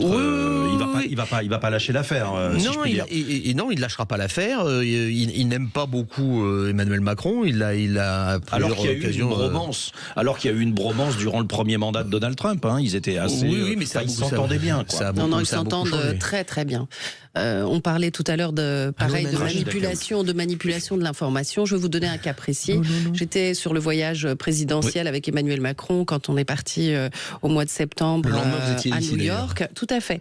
Et j'avais raconté justement cette anecdote. Donc il faut faire très attention à ce qui est diffusé en fait. Donc là j'étais en l'occurrence sur place. Il parle pas du tout du président de la République. Justement, on avait dit que Donald Trump avait justement humilié le président de la République Emmanuel Macron. Or c'était pas du tout le cas. C'était en fait un jeu. Nous étions dans la rue. Le convoi de Donald Trump avec sa voiture donc était juste à notre droite, à quelques mètres. Et donc en fait, il se faisait les salam-alek en rigolant. Et je peux vous dire que c'était pas du tout de l'humiliation. C'était un jeu entre deux présidents de la République qui se respectent et qui en fait ont montré au monde entier que, eh bien, il n'y a pas que la politique, justement. Il n'y a pas que les intérêts en fait à défendre sur le terrain, on va dire, de ce jeu Donc, au niveau international où on se tire la moue. Donald Trump, il fait de la politique intérieure, là, il fait plaisir à son électorat MAGA, en disant, de toute façon, George Clooney, il est détesté, c'est absolument une certitude par tout l'électorat MAGA. C'est le style Trump. Ouais. Vous savez, nous, c'est une fierté de voir justement George Clooney avec sa femme devenir français. Pourquoi ? Parce que la France est un grand pays, oui, bien sûr. Et ça, c'est de l'influence aussi étrangère que nous menons sur le terrain. Des frères musulmans. Et alors ? Pour moi, c'est un problème. Enfin, un avocat, ça défend justement. Eh bien, vous voulez, je sais pas. Elle n'est pas avocate. Elle n'est pas avocate en cours. C'est comme un médecin ne choisit pas de sauver, si vous voulez, une vie parce que sous prétexte que l'un est noir ou que l'autre est musulman ou que l'autre est extrémiste. Enfin, revenons un petit peu sur terre. Elle est avocate pour défendre des causes qui sont souvent des causes sociétales et elle en choisit aussi ses combats. Ah bah pas du tout. C'est grave ce que vous dites. Non. En l'occurrence, George Clooney lui-même dans une intervention. Si un avocat choisit de défendre... Non, attendez, ça c'est grave. Non, elle n'est pas en cours. Je ne reproche pas d'être avocate pour défendre quelqu'un dans un tribunal. Ah bah voilà. Je lui reproche d'être... Donc en fait, on va lui refuser la nationalité française sous prétexte en fait qu'elle défend en fait des causes je me permets. Qui ne correspondent pas, etc. Sachant qu'on est quand même contre les frères musulmans. Imaginez l'inverse. Que le cousin de J.D. Vance prenne la nationalité française et qu'il est par exemple dans une association MAGA aux États-Unis, on se prendra une tête comme ça pendant 15 jours sur tous les médias pour nous expliquer. Non, c'est pas tout à fait la même chose. Mais elle a tout à fait le droit d'être l'avocate des frères musulmans, même si ça vous choque. Non, ça choque. Mais on reprend cette discussion juste après ça. Les grands débats de Sud Radio, 10h-13h, Jacques Cardoz. On est de retour, le gouvernement entend faire interdire les réseaux sociaux aux moins de 15 ans et les portables au lycée. Est-ce liberticide ? On en parle dans une seconde, mais vous étiez peut-être avec nous entre 10h et 11h. Si vous ouvrez un œil parce qu'on est le premier jour de l'année, que vous avez eu raison de fêter la nouvelle année et le passage à 2026 cette nuit, vous vous êtes peut-être couché un petit peu tard, vous étiez pas forcément avec nous à l'instant, on a beaucoup parlé des vœux d'Emmanuel Macron. On évoquait également Donald Trump qui se moque de la gestion de l'immigration en France et de la naturalisation de George Clooney et de son épouse Amal Clooney, qui est avocate, qui est francophone, qui est d'origine libanaise, si je ne me trompe pas. Et juste avant la pause, le journal, Arnaud Stéphan, fondateur de l'agence Note de Com et ancien conseiller en communication de Marine Le Pen, vous nous disiez, Amal Clooney, c'est un problème qu'elle soit l'avocate des frères musulmans. Est-ce que je peux vous demander de préciser un peu votre pensée ? Parce que elle a, malgré tout le mal qu'on peut penser des frères musulmans, elle a le droit d'être l'avocate. Non mais cette organisation. Encore une fois, on ne parle pas d'avocats au pénal. De gens qui défendraient n'importe qui comme ils ont le droit, donc comme on peut défendre n'importe quel serial killer ou pédophile parce qu'il a le droit à une défense. Oui. Je ne parlais pas de ça, je parle de gens qui sont qui font de la justice sociétale ou d'influence parce qu'elle travaille avec des associations nous gouvernementales. Donc vous voulez dire en fait c'est l'utilisation qu'elle en fait.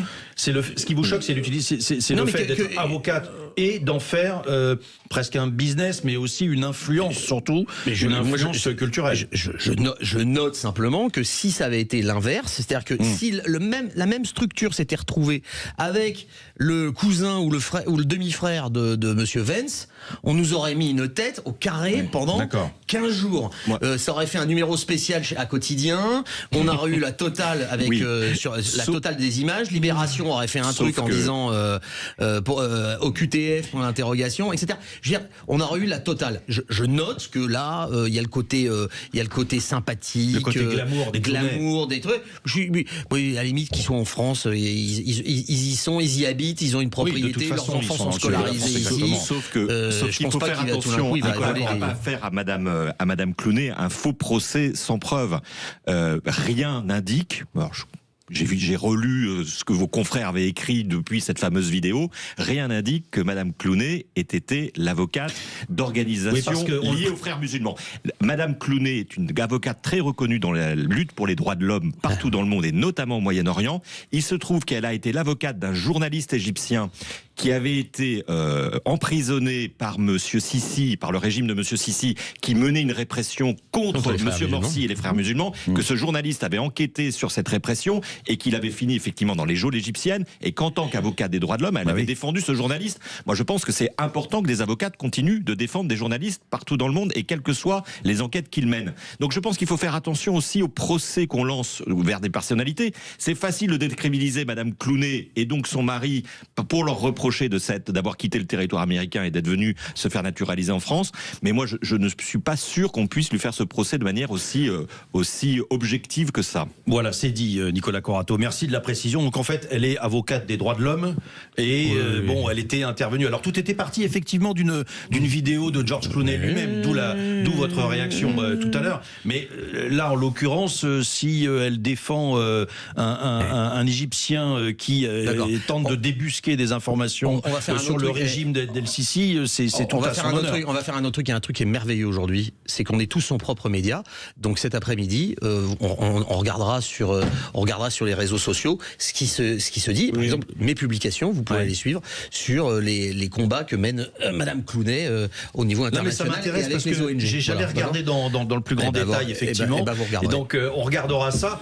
Les réseaux sociaux, justement, le président de la République, il en a beaucoup parlé hier. Alors moi, j'ai une question qui est toute simple. C'est formidable de vouloir interdire les réseaux sociaux aux moins de 15 ans. Est-ce que quelqu'un autour de la table va dire non, c'est normal en fait, c'est normal, il a absolument raison, le président de la République. Personne ne va le contredire. Oui, mais si on pose la question un petit peu différemment, et si on se demandait si c'était liberticide finalement d'interdire les réseaux sociaux aux moins de 15 ans, que dirions-nous? Rachida Kaout, par exemple, qu'est-ce que vous en dites? Alors moi je dis déjà, enfin, ça fait plus de 1 an et demi que j'alerte sur le sujet, sur le danger des réseaux sociaux, sur le danger de l'utilisation des téléphones portables par des mineurs, en dessous de 15 ans, disons-le. Moi je suis maman de 2 adolescents. Je peux vous dire que les laisser, en même temps on peut pas les contrôler parce qu'on n'est pas tous les jours avec eux. Et je pense que les parents qui nous écoutent aujourd'hui, saluent de manière vraiment avec une grande ferveur cette décision de mettre ce sujet sur la table, parce que les réseaux sociaux peuvent être un danger pour nos enfants. C'est une source, effectivement, où on peut avoir une manipulation de nos pauvres gamins qui ne connaissent rien à la vie. C'est également, en fait, si vous voulez, le lieu où il y a des prédateurs à tous les niveaux. C'est-à-dire que ça peut être des prédateurs sexuels, ça peut être des gens, en fait, qui les poussent aussi à aller faire, en fait, des choses. Je pense au cas d'une amie de ma fille, en fait, qui a eu, en fait, quelqu'un sur les réseaux sociaux qui lui a dit « Montre-moi un sein, je t'envoie 50 € » à 15 ans. Oui. Et vous savez qu'elle a montré le sein. Sauf que le sein a été diffusé sur des plateformes. Et ensuite utilisé... Exactement, ça a alimenté en fait un réseau de pédophiles, tout simplement. Donc oui, les réseaux sociaux peuvent être un danger. Maintenant, concernant la question que vous m'avez posée sur est-ce que c'est une atteinte à la liberté? Arrêtons, quand on a moins de 15 ans, excusez-moi, la liberté, elle dépend quand les parents sont justement responsables pénalement, d'accord? Eh bien, je suis désolée, on a une responsabilité. L'enfant, le gamin, en fait, ne peut que suivre ce que les parents lui disent. Alors l'objectif, vous l'avez dit, est de protéger de la haine en ligne, de lutte contre les altérations du sommeil, de ne pas exposer les plus jeunes à des contenus inappropriés. Vous nous avez donné des très bons exemples. On constate aussi moins de lecture, moins de concentration. Donc, évidemment, de ce point de vue-là, on est entièrement d'accord. Mais avant de parler de la question effectivement, de la privation des libertés, peut-être une question, Nicolas Corato, comment compte-t-il s'y prendre? Moi, je sais toujours pas comment on va faire, en fait. Mais personne ne le sait, et on voit bien que la question, elle est purement politicienne. Pardon de le dire, c'est un aveu de faiblesse totale de la société civile. Quand on est dépassé par un phénomène, nous, les adultes, on va demander à l'État de prononcer une interdiction. Mais enfin, c'est la responsabilité des parents d'éduquer leurs enfants. On a dit la même chose des réseaux sociaux, du cinéma, de la radio, de la télévision. Souvenez-vous des débats avec Ségolène Royal sur le club Dorothée qui rendait idiot toute une génération d'enfants. Bon, finalement, cette génération, elle a grandi aujourd'hui à l'adulte, elle n'est pas complètement débile non plus. C'est vrai que ce souvenir de ça, c'est assez compliqué.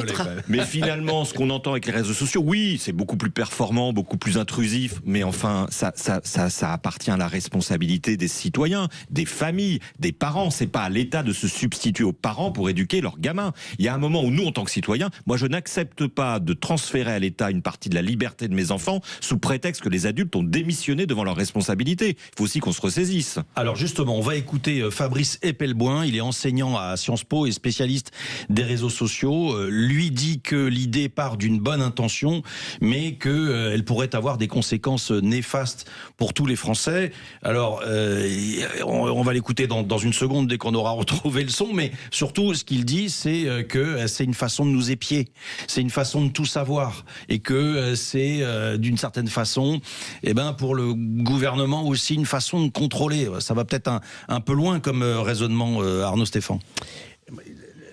Je pense que c'est une bonne idée qui est encore une fois présentée de manière foutraque. C'est-à-dire qu'il y a deux problèmes. D'un côté, on parle des réseaux sociaux, on parle des contenus.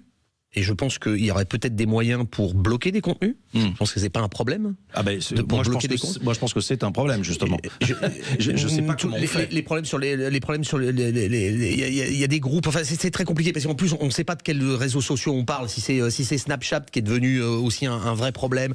Si c'est des groupes. J'imagine qu'à minima, c'est TikTok, Instagram. Mais je sais pas parce que encore une fois, on parle des réseaux sociaux comme si c'était un truc qui se tenait. Il y a une multitude de réseaux sociaux. WhatsApp, c'est un réseau social. Aujourd'hui, c'est un réseau social. Vous faites des groupes avec WhatsApp. Vous faites. Il y en a d'autres. Telegram. Il y a plein de groupes sur Telegram, etc. Donc c'est très difficile de savoir déjà de quoi on parle. Et la deuxième chose, qui est à mon avis la bonne idée, qui est mal présentée dans le côté foutraque justement, c'est l'interdiction des téléphones portables dans les écoles. Ça me paraît évident, parce que pourquoi pas n'importe quoi, il y a une console de jeu aussi quand on arrive à l'école. Bon bref, que les téléphones portables soient pas autorisés à l'école, ou qu'ils soient mis dans les sacs, ou qu'ils soient mis dans des casiers, etc.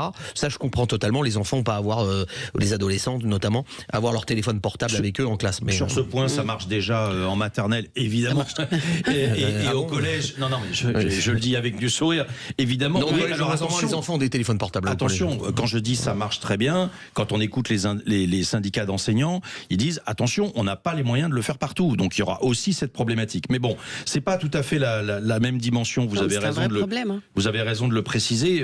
Jean-Rémy Gérard, par exemple, du corps enseignant, nous dit nous n'avons pas les capacités humaines et techniques de faire respecter l'interdiction du portable. On ne l'a déjà pas au collège. Ça va être encore plus difficile au lycée. Mais enfin, franchement, on doit pouvoir s'organiser. Alors c'est pour septembre 26, c'est pour la rentrée prochaine. Ça fera encore, comme à chaque fois dans le milieu de l'enseignement, l'objet de beaucoup de discussions, mais je pense que certains lycées y arriveront, d'autres peut-être un peu moins. Mais en l'occurrence... Qu'est-ce que vous voulez dire par là? Pablo Neruda, ça sera plus difficile que Sainte-Croix-de-Neuilly, c'est ça ou... Non, je pense que peut-être. Non, mais peut-être. Vous auriez peut-être des surprises, vous savez. Peut-être que c'est cette réflexion-là, mais peut-être pas. C'est-à-dire que on sait très bien que tout le monde n'est pas finalement égaux face aux mêmes problématiques, et que oui, il peut y avoir un manque de moyens dans certains lycées. On a retrouvé le son de Fabrice Epelboin, je vous propose de l'écouter. Lui considère qu'il y a un vrai danger. Donc là, je reviens à l'autre, à l'interdiction des réseaux sociaux. Il considère qu'il y a un vrai danger, on l'écoute. Pour utiliser les réseaux sociaux, dorénavant, ou en tout cas d'ici peu de temps, vous serez obligé de passer par une identification de qui vous êtes, pour vérifier que vous êtes majeur et que vous avez bien le droit d'utiliser les réseaux sociaux. Et ça veut dire que concrètement, vos données personnelles vont aller, on ne sait pas très bien où. Et en ce moment, on a des fuites de données personnelles quasiment tous les jours. Donc on imagine bien les conséquences néfastes que ça aura tôt ou tard sur notre vie à tous. Regarde Julia Sarkozy. Arnaud Stéphan, vous êtes d'accord avec cette réflexion ? Oui, mais ce qui démontre la complexité de cette histoire. Il faut se garder d'arriver avec des idées simples sur des territoires extrêmement compliqués. Je veux dire, encore une fois, de quoi parle-t-on? Si par exemple, les plateformes, j'en cite une parce que c'est celle que j'utilise là hier soir, Disney+. Voilà. Tous les contenus ne sont pas accessibles aux mineurs. Il y a un certain nombre de contenus. Il faut que ça soit le code parental qui soit mis, parce que par exemple Disney a expliqué que dans des vieux dessins animés Disney, il pouvait y avoir une image des minorités, ou une mauvaise représentation des femmes, ou des trucs où il y a une histoire de violence, etc. Du point de vue du message, c'est pas forcément idéal pour l'enfant, vous voulez dire. C'est eux qui estiment. C'est-à-dire il y a tout et n'importe quoi. Donc il y a aussi des contenus, ça va des contenus violents à la représentation du monde dans les années 30, 40, 50, à l'époque du vivant de monsieur Walt Disney. Donc vous avez le moyen de garantir qu'il n'y ait pas tous les contenus qui soient disponibles. Donc pourquoi pas mettre une barrière à l'accès d'un certain nombre de contenus. On arrive à le faire pour une énorme plateforme qui s'appelle Disney+. Je vois pas pourquoi on n'y arriverait pas sur Facebook. Encore une fois, ce qui est dangereux, c'est quoi ? C'est la possibilité que les enfants se retrouvent face à des réseaux pédophiles. 2, c'est tout ce qui est appel au suicide. 3, c'est l'hyper-maigreur. Et 4, c'est l'hypersexualité, mais ça rejoint la première phase. 5, l'insécurité, si vous voulez, et la manipulation de ces jeunes, en fait, pour aller commettre des actes irréparables. Parce qu'on a constaté, effectivement, sur Snapchat, qu'il y avait des appels, en fait, tout simplement, à se regrouper pour aller taper quelqu'un qu'ils ne connaissent pas. Jusqu'à la mort. Exactement, bien sûr. Alors, comment appliquer ces mesures ? On a déjà quelques pistes. Alors, d'abord, sur le premier, sur ce que vous disiez à l'instant, Arnaud Stéphane, c'est l'Arcom qui va être chargé effectivement de veiller à tout ça. Oui, mais n'empêche qu'ils ont déjà la connaissance technique. Donc, en effet, on verra exactement quelles sont les mesures qui sont adoptées ou qui pourraient être adoptées. Plusieurs pistes technologiques sont actuellement testées, notamment la reconnaissance faciale, capable d'estimer l'âge, l'analyse du visage, le scan d'identité qui oblige à transmettre une pièce officielle. Évidemment, il y a donc ça veut dire qu'une pièce officielle, les documents partent, vous savez pas où. Voilà. Oui, parce que là, TikTok, en l'occurrence, dans ce dont on parle, TikTok, c'est une plateforme chinoise, et les autres, elles sont des plateformes américaines. Et on vient d'exposer très clairement que ça n'était pas forcément dans tous les cas de figure nos amis. Mais Jacques, posons-nous la question en tant qu'adultes, est-ce qu'on accepterait qu'on nous demande une carte d'identité pour aller acheter Le Monde dans un kiosque ? Le Monde ou Libération ou Le Figaro. Posé comme ça, la question fait froid dans le dos. Parce que demain, moi, j'ai pas envie nécessairement que quelqu'un sache, y compris à l'Arcom, que je vais me renseigner ou m'informer sur Twitter, sur TikTok, sur tel ou tel compte. Ma liberté d'information, elle est constitutionnelle. Et d'ailleurs, je serais très étonné de voir quel sera le comportement du Conseil constitutionnel. Il y a un précédent récent. Vous savez qu'on a appliqué cette technique. C'est pour ça que je parlais de liberticide, parce que je pense qu'il y a un sujet sur ce point. Aujourd'hui, quand vous connectez un site pornographique, vous devez faire preuve de votre identité. Le Conseil constitutionnel a validé, considérant qu'il y avait un principe d'ordre public. Mais pour aller s'informer, que moi, en tant qu'adulte, je doive finalement donner mon identité à l'Arcom, qui est une autorité administrative indépendante, qui n'est sous la responsabilité de personne, et qui fait ensuite ce qu'elle veut de ces données, dans un cadre légal, mais que je doive finalement prêter patte blanche, donner patte blanche, et prévenir que je vais consulter telle ou telle information. Moi, aujourd'hui, quand je lis Le Monde, personne ne sait que je lis Le Monde. Et je suis très content que personne ne sache que je lis Le Monde. Tout comme que je pourrais lire Minute, Arnaud. Il n'y a pas de. Ça n'existe plus, mais.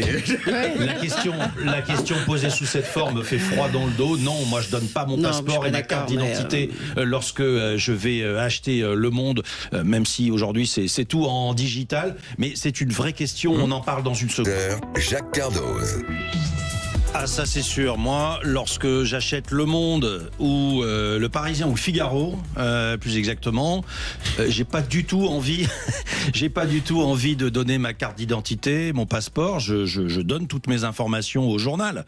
Mais la question posée par Nicolas Corato à l'instant, vous êtes sur Sud Radio, on parle de liberté d'expression et on revient sur la déclaration du président de la République qui semble vouloir en 2026 légiférer sur la question question de l'interdiction des réseaux sociaux aux moins de 15 ans, on est tous d'accord. On a tous envie de protéger nos enfants des contenus illicites.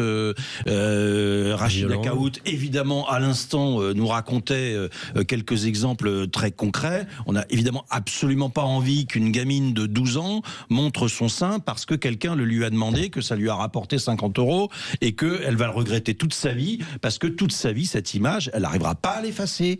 Et que ce sera, donc les réseaux sociaux, ça peut être un poison. Ça peut être un poison. Donc on ne peut que dire au président de la République, oui d'accord sur le principe, mais après on a un vrai sujet. Conseil constitutionnel, Nicolas Corato en parlait à l'instant. Est-ce que c'est liberticide? Techniquement, comment faire? Ça veut dire que il y a des empreintes. Alors ça veut dire reconnaissance faciale, notre empreinte, les pièces d'identité. Et comment on gère ça aussi pour les parents? Comment on gère ça aussi pour les parents, Rachida Lakaout? Oui, de toute façon, quand il y a une volonté politique, on peut y arriver. Et ne rien faire aujourd'hui, à l'heure actuelle, c'est criminel. Nous, on n'a pas su accompagner en fait ce changement de société, et notamment justement, ces réseaux sociaux. On n'a pas vu le truc arriver en fait en réalité, donc ça nous est tombé dessus et on n'était pas prêts. Et aujourd'hui, en fait, on est en train de trouver des pansements, sauf que maintenant, il faut plus des pansements. Aujourd'hui, en fait, nos jeunes vont mal. Les chiffres sont là. Aujourd'hui, il y a un véritable danger. Ce sont encore une fois tous ces prédateurs qui sont sur ces plateformes. Au-delà aussi de ces prédateurs, c'est aussi ce mal-être, parce que un jeune, un adolescent, en recherche justement, en quête de savoir ce qu'il est, comment il va forger son caractère, comment en fait il va devenir l'adulte de demain. Excusez-moi, moi en tant que mère, je ne veux pas que mes enfants aillent faire leur éducation sur les réseaux sociaux. Alors vous avez raison, tout à l'heure vous avez dit un point fondamental, c'est que les parents ont une responsabilité. Et encore une fois, je suis maman de 2 adolescents, mais je ne suis pas tous les jours avec eux. C'est-à-dire que je suis au travail. Pendant le temps de travail, en fait, qu'est-ce qu'ils font? Ils sont sur leurs réseaux sociaux. Est-ce que je peux vous dire 2 choses? Vous voulez que la jeunesse aille mieux? Vous voulez que nos jeunes aillent mieux? Mettez des psychologues dans les écoles et arrêtez Parcoursup. Déjà, vous leur enlevez du stress et ils iront beaucoup mieux. Deuxièmement, vous me parlez de votre responsabilité, de notre responsabilité de parents. Ça aussi, c'est une question d'éducation et de prévention. Pardon, mais aujourd'hui, un iPhone que vous donnez à votre enfant, vous avez la possibilité de mettre du contrôle parental, du temps d'écran, d'interdire certaines applications. Mais ça ne vous a pas échappé qu'ils sont rusés. Je vais vous dire, moi j'avais interdit, interdit, excusez-moi de vous couper. Ça ne doit pas nous rassurer, parce que finalement, ces enfants qu'on considère comme des incapables mineurs, ils sont peut-être plus habiles et plus intelligents que nous par rapport aux réseaux sociaux. Et à nous entendre ce matin, je me demande si c'est pas aux adultes qu'il faudra interdire les réseaux sociaux et plutôt qu'on soit cultivé et éduqué par nos enfants sur leur utilisation. Mais vous voyez, il y a un moment, on ne peut pas incriminer les jeunes tout le temps. C'est un autre sujet. Il y a un moment, c'est notre responsabilité d'adultes d'agir. Mais comment vous feriez alors? Moi, je parle avec mes enfants des réseaux sociaux. Moi, je parle de leur utilisation de WhatsApp. On a des conversations sur le harcèlement virtuel, sur le harcèlement moral, qu'effectivement ils connaissent. Donc vous dites, on n'interdit pas. En revanche, on embauche une armée de psy dans les écoles et on fait en sorte que nos jeunes... On éduque plutôt qu'éradiquer. Je dis pas ça avec l'ironie du tout. Et puis surtout, on fait notre job de parents. C'est-à-dire qu'aujourd'hui, pardonnez-moi, l'eau ça mouille, la ville c'est dangereux, la vie est difficile et mortelle. La jeunesse, elle a changé. Notre job de parents, c'est aussi d'éduquer nos enfants, de les porter dans la vie et pas d'imaginer qu'on va créer une société hygiéniste où tout ce qui est dangereux sera interdit et donc du coup, il n'y aura plus d'espace de liberté du tout. C'est pas ça la société qu'on doit construire. Rachida Lakaout. Oui, mais bon, force est de constater que la jeunesse, elle a changé. Vous savez, je suis élue aussi terrain et je suis aussi à la tête d'associations qui sont non-stop avec les jeunes. Et je peux vous dire que les jeunes de ma génération, ça n'a strictement rien à voir avec cette jeunesse d'aujourd'hui. Alors, vous avez de la chance, vous avez de la chance. Non, absolument pas. Non, j'agis en responsabilité. Au contraire, en fait, il faut les accompagner. Maintenant, vous avez de la chance, vous avez des enfants, en fait, avec qui vous pouvez communiquer, qui vous écoutent. Qui vous écoutent.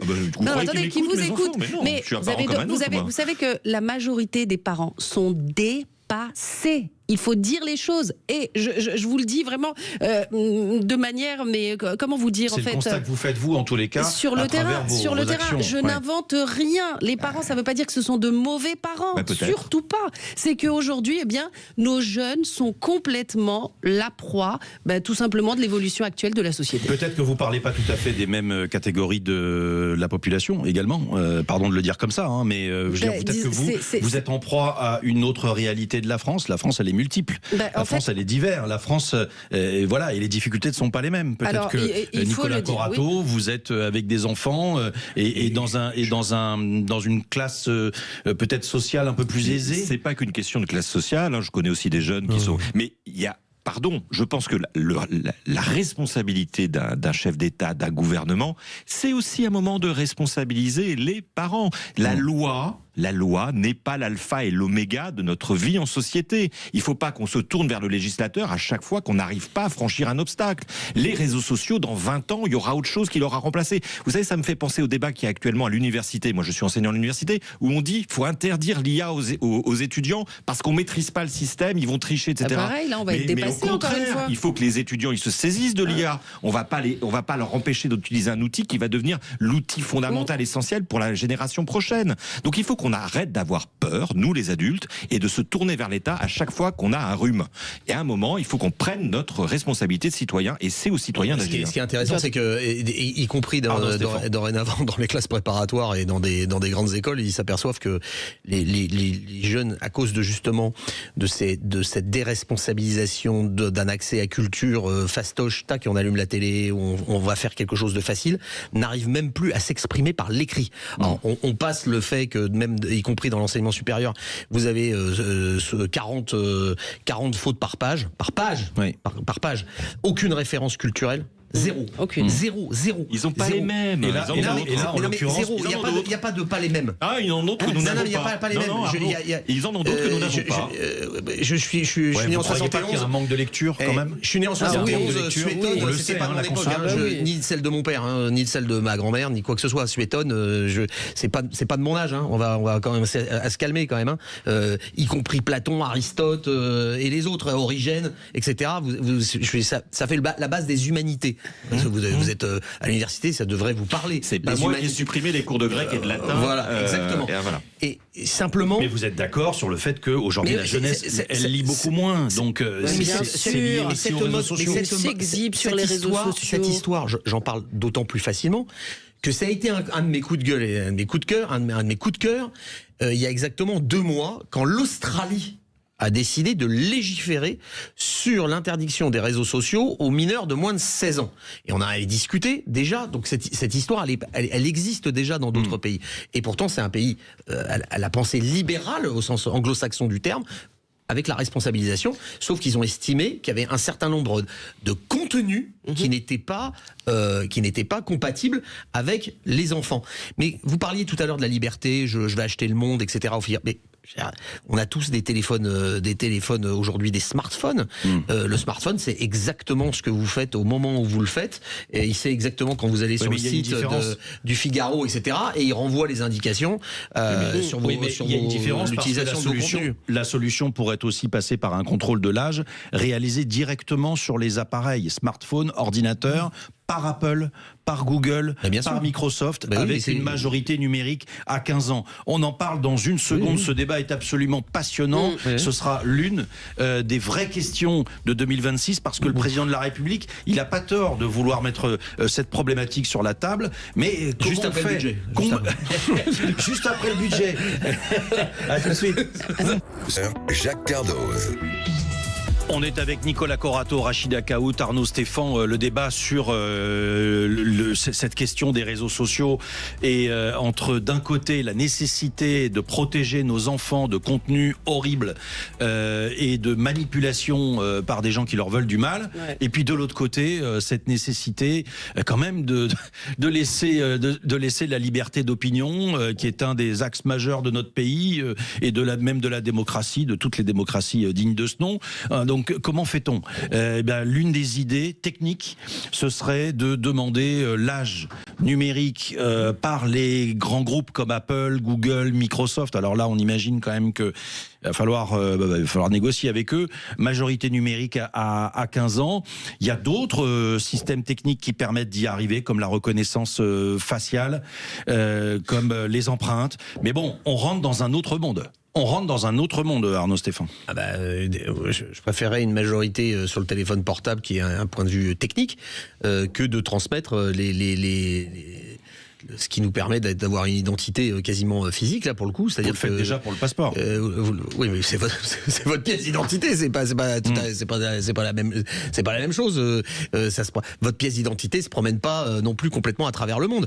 Quoique maintenant avec les systèmes de reconnaissance faciale, avec les nouveaux passeports dans les grands aéroports, on sait pas où vont les donner. Mais bon, c'est un autre sujet. Mais là, de mettre votre empreinte, vous savez pas où elle va se retrouver, ni votre reconnaissance faciale.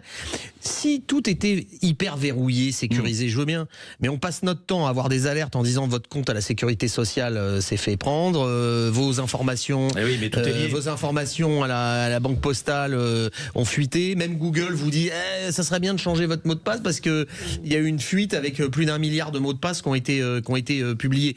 Donc, je trouve ça, je pense qu'à un moment donné, il y a la responsabilité des parents.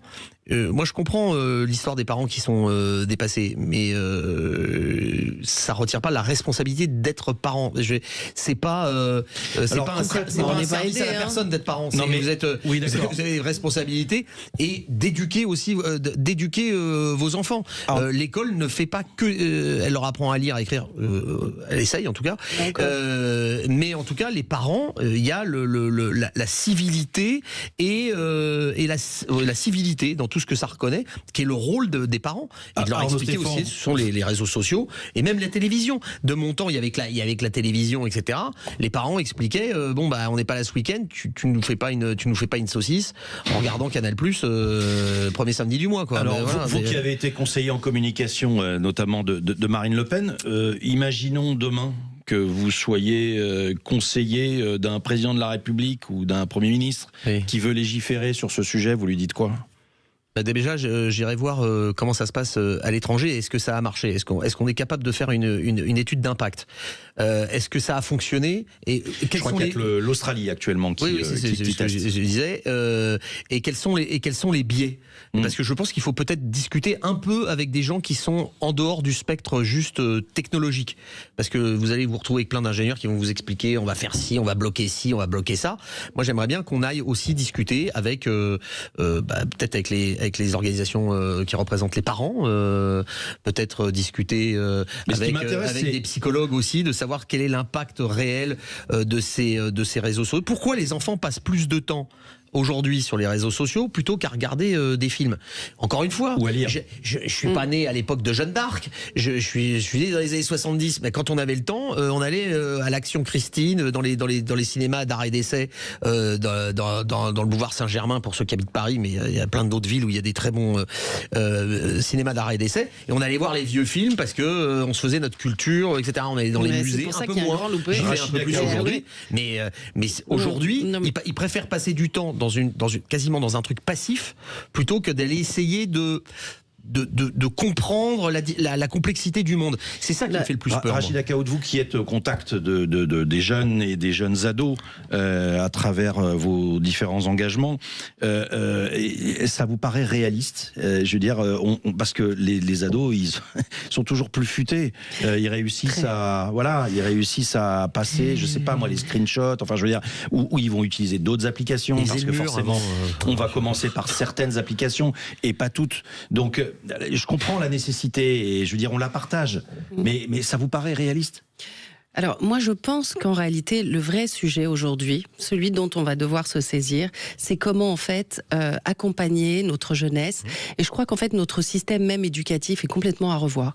Alors, vous le disiez tout à l'heure, sur le terrain, ce qui ressort, c'est que l'école n'excite plus les gamins. Donc, d'où le décrochage scolaire. D'où, justement, cette vie par procuration qu'ils se donnent sur les réseaux sociaux. Parce qu'en fait, ils se projettent dans des vies virtuelles qui, pour le coup, en fait, n'existent pas forcément, parce que encore une fois, c'est ce monde d'aujourd'hui, c'est le digital, en fait, et avec tout ce qu'il peut produire grâce à l'IA. Aujourd'hui, le numérique. Oui, voilà, pardon, excusez-moi, je suis un peu has-been. Non, au contraire.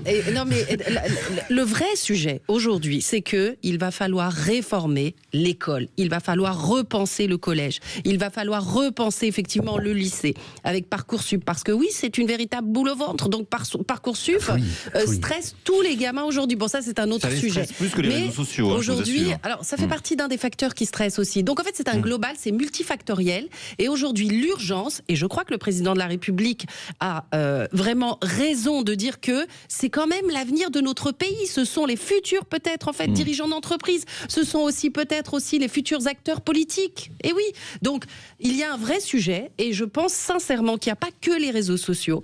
Il y a aussi cette sécurité au niveau de la santé, parce que tout le monde s'en fiche de ces fameux ballons hilarants. Je suis désolée, il n'y a personne qui prend le sujet en fait à bras-le-corps. Sauf que ça pète les durites, ça pète les neurones de nos gamins, et tout le monde s'en fiche. Donc qu'est-ce qu'on fait? On va les regarder se détruire. Vous trouvez combien de ballons à Paris, tiens, à Paris, qui sont jetés en fait sur le bord des rues, avec le protoxyde d'azote. Non, mais c'est hyper important. C'est un vrai sujet. Il y a aussi la cigarette électronique. Non, je termine parce qu'en fait c'est multifactoriel. Maintenant ils se filment, ils se filment de tout, alors ils se filment. Il y a une surenchère, Attendez, je dis pas que c'est pas un sujet, je dis juste que... Mais c'est la défonce, c'est comme la défonce des réseaux sociaux, c'est comme la défonce à tous les niveaux. Donc aujourd'hui, il y a une urgence, c'est celle de reprendre la main sur justement notre jeunesse, sur nos enfants. Ouais. Et vous n'avez pas spécialement raison en disant que les parents sont les seuls responsables, parce que l'État a une responsabilité. C'est celui justement d'apporter un soutien supplémentaire que ne peuvent pas avoir les parents. Vous voyez, vous avez un discours, moi, qui m'a toujours alerté chez les macronistes ou les macroniens. Alors je ne suis pas macroniste. C'est cette obsession de la maîtrise et du contrôle. Non, je suis une élue de la République et en même temps, je suis justement pour. Je vais vous dire. Vous avez soutenu le président Macron. Alors moi, j'ai toujours soutenu et je le soutiens toujours, mais je ne suis plus macroniste. Ce qui m'a toujours alerté, c'est cette obsession que votre camp politique a du contrôle et de la maîtrise des situations.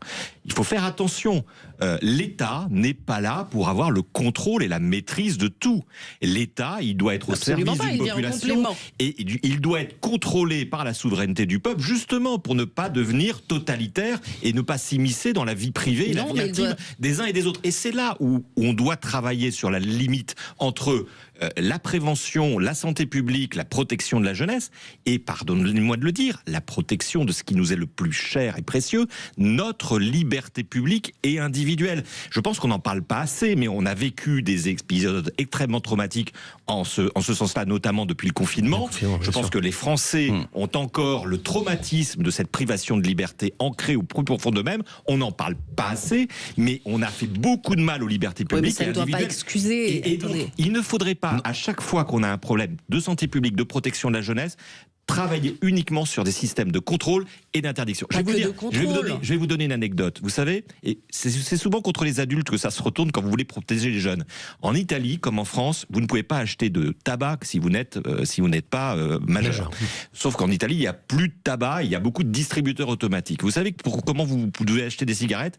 Il faut votre carte d'identité en tant qu'adulte pour pouvoir acheter des cigarettes dans un... Mais comment ça se passe? On met la carte d'identité dans la machine? Et résultat des courses, quand vous n'êtes pas habitué, vous êtes fumeur, c'est pas mon cas, mais vous pouvez pas acheter de cigarettes quand vous êtes adulte sans carte d'identité.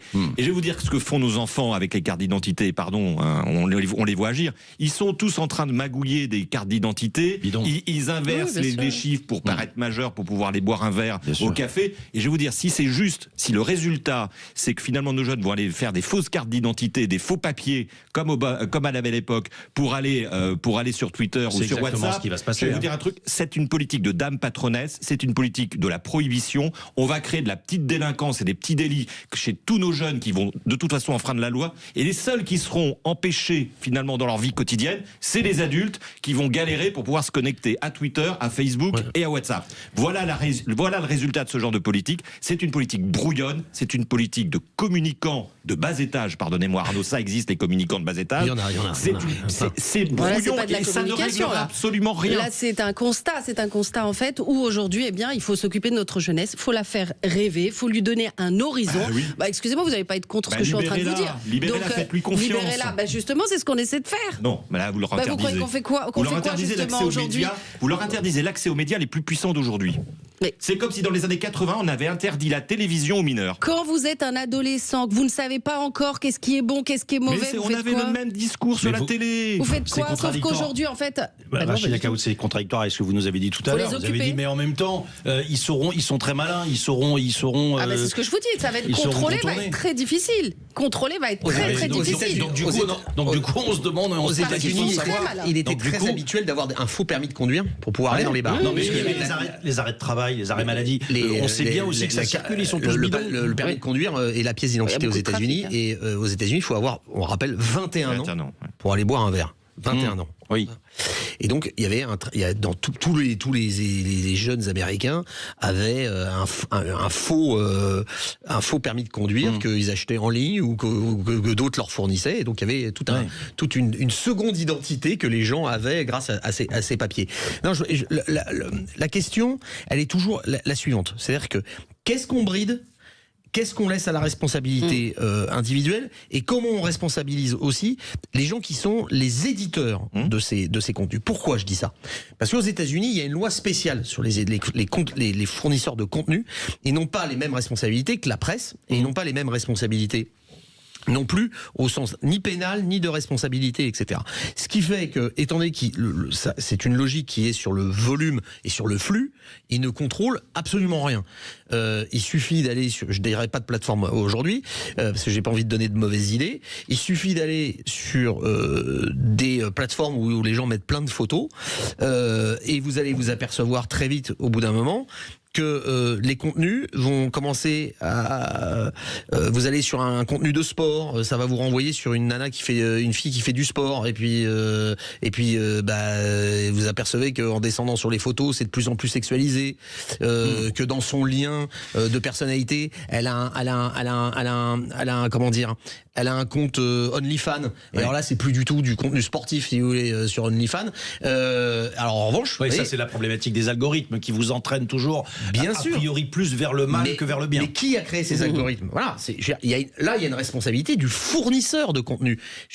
Si vous faites une bêtise sur Sud Radio et que vous faites une émission où vous racontez une saucisse, vous allez vous faire taper sur les doigts. Ouais. D'accord ? Mais parce que vous avez... Et pour les plateformes ? Et pour les plateformes, il n'y en a pas, puisqu'ils ne sont pas responsables au niveau de la loi américaine, parce que je vous rappelle qu'ils sont responsables au niveau de la loi américaine. L'Union européenne a du mal à faire respecter ses propres règles. On poursuit la discussion sur Sud Radio. On a un plateau magnifique en ce premier jour de l'année. À tout. Les grands débats de Sud Radio, 10h-13h, Jacques Cardoz. Vous êtes heurté, vous êtes choqué, vous avez envie de témoigner, 0826 300 300, n'hésitez pas, vous nous appelez, on est avec Nicolas Corato, Rachida Kaout et Arnaud Stéphan. On revient évidemment beaucoup sur l'intervention du président de la République hier, des vœux un peu décevants, des vœux dont on a dit qu'ils étaient crépusculaires, des vœux un peu tristounes. Toute la classe politique a été quand même assez critique. J'en ai pas parlé tout à l'heure. Jean-Luc Mélenchon a parlé de mots vides. Aurélie Trouvé a parlé de tristes vœux pour la France insoumise. Marine Tondelier a dit qu'on a peine à trouver les mots. Le président semble lui-même avoir lâché l'affaire. Et Edwige Diaz, pour le Rassemblement national, a expliqué que ces vœux étaient tout simplement plutôt décevants. Éric Ciotti écrit, lui, sur le réseau X, qu'Emmanuel Macron a enfoncé des portes ouvertes. Bref, il n'y a pas beaucoup de bonnes réactions à la suite de ces vœux, et l'un des sujets, si ce n'est le sujet qui ressort le plus, c'est cette volonté du président de la République en 2026, peut-être. Alors l'un de nos invités nous disait, j'espère après le budget. Oui, on va attendre un budget très vite, et puis peut-être que l'un des thèmes dont on parlera le plus cette année, ce sera cette interdiction et cette majorité numérique à 15 ans, avec interdiction de l'utilisation des réseaux sociaux. On comprend pourquoi, on sait pourquoi. Vous nous appelez au 0826 300 300. Arnaud Stéphan, vous vouliez ajouter quelque chose par rapport à ça? Vous me faisiez écoutez, non, vous me faisiez signe. Non, pas du tout, non, autant pour moi. On est le premier, je viens d'effacer ce que je voulais dire. D'accord. Rachida Kaout. Oui, rappelons qu'en fait, justement, cette année doit être utile et encore une fois constructive. Donc je pense qu'il faut dépasser ce pessimisme ambiant. Il faut prendre donc vraiment la mesure de l'urgence. On a eu le sentiment qu'il n'y croyait pas lui-même, le président de la République, hier. À cet optimisme. C'est pas le sentiment que j'ai eu. C'est vrai ? Ouais. Moi, j'ai trouvé triste. Non.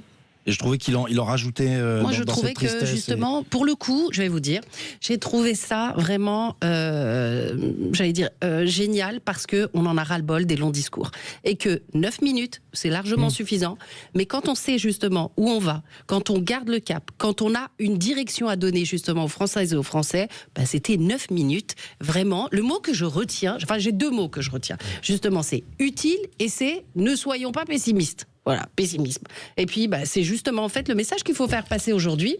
Et je pense que en cette nouvelle année, faut se dire qu'en fait, en réalité, eh bien, il n'y a pas de fatalité. On sait se relever, on sait garder le cap, on sait prendre des directions. Maintenant, aujourd'hui, eh bien, effectivement, le pays est fragmenté. Effectivement, la mapping politique, elle est catastrophique.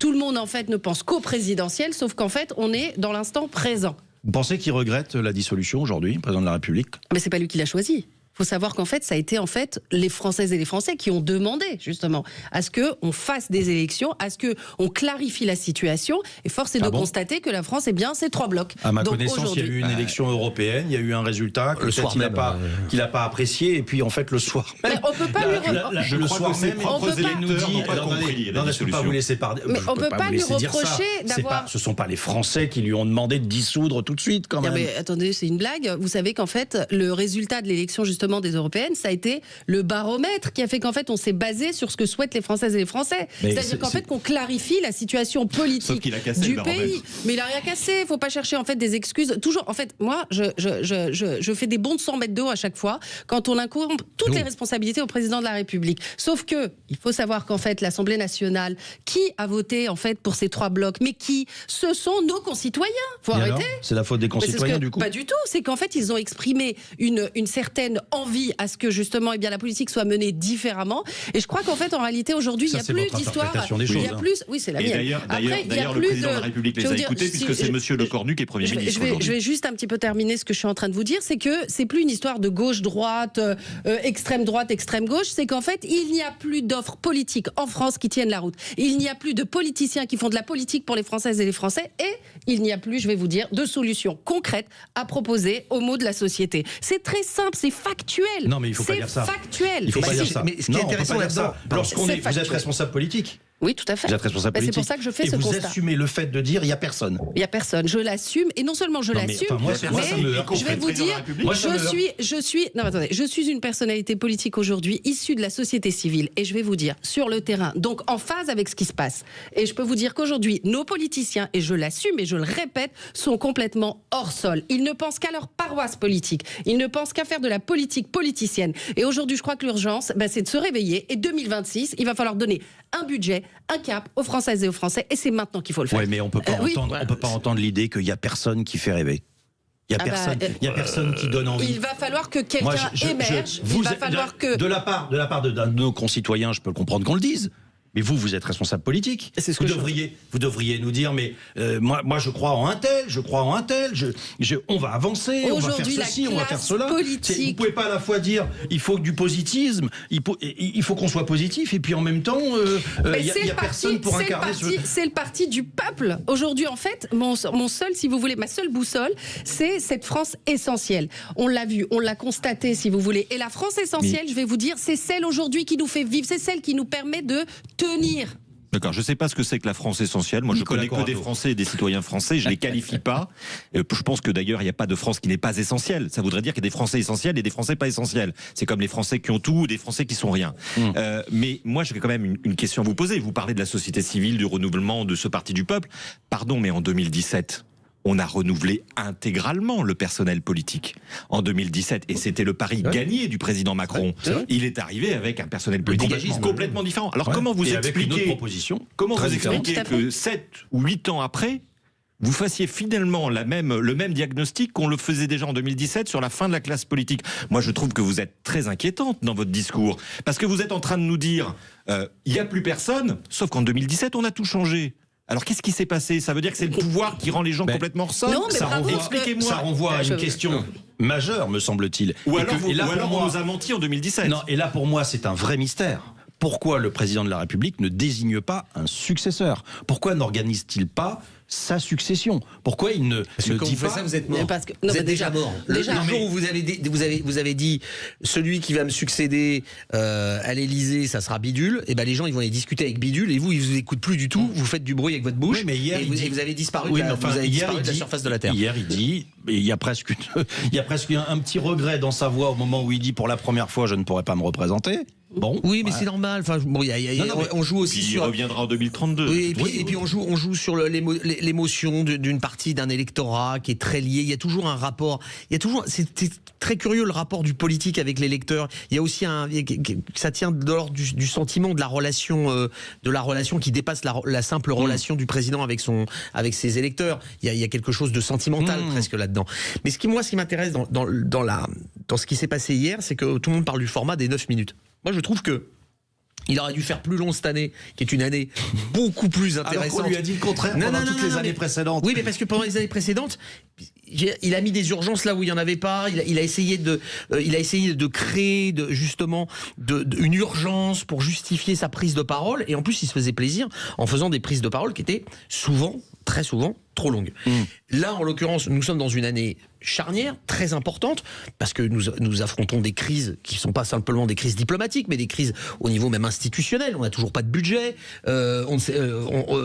L'Assemblée nationale va rester comme ça, vraisemblablement, jusqu'en 2027, jusqu'à la prochaine élection présidentielle. Oui, donc vous n'aurez pas de majorité, donc vous aurez une situation figée. Donc je vous rappelle quand même que dans 6 mois, 7 mois, on recommence les travaux pour le prochain budget. Vous avez adoré le budget 2026, vous allez rester extatique devant celui de 2027.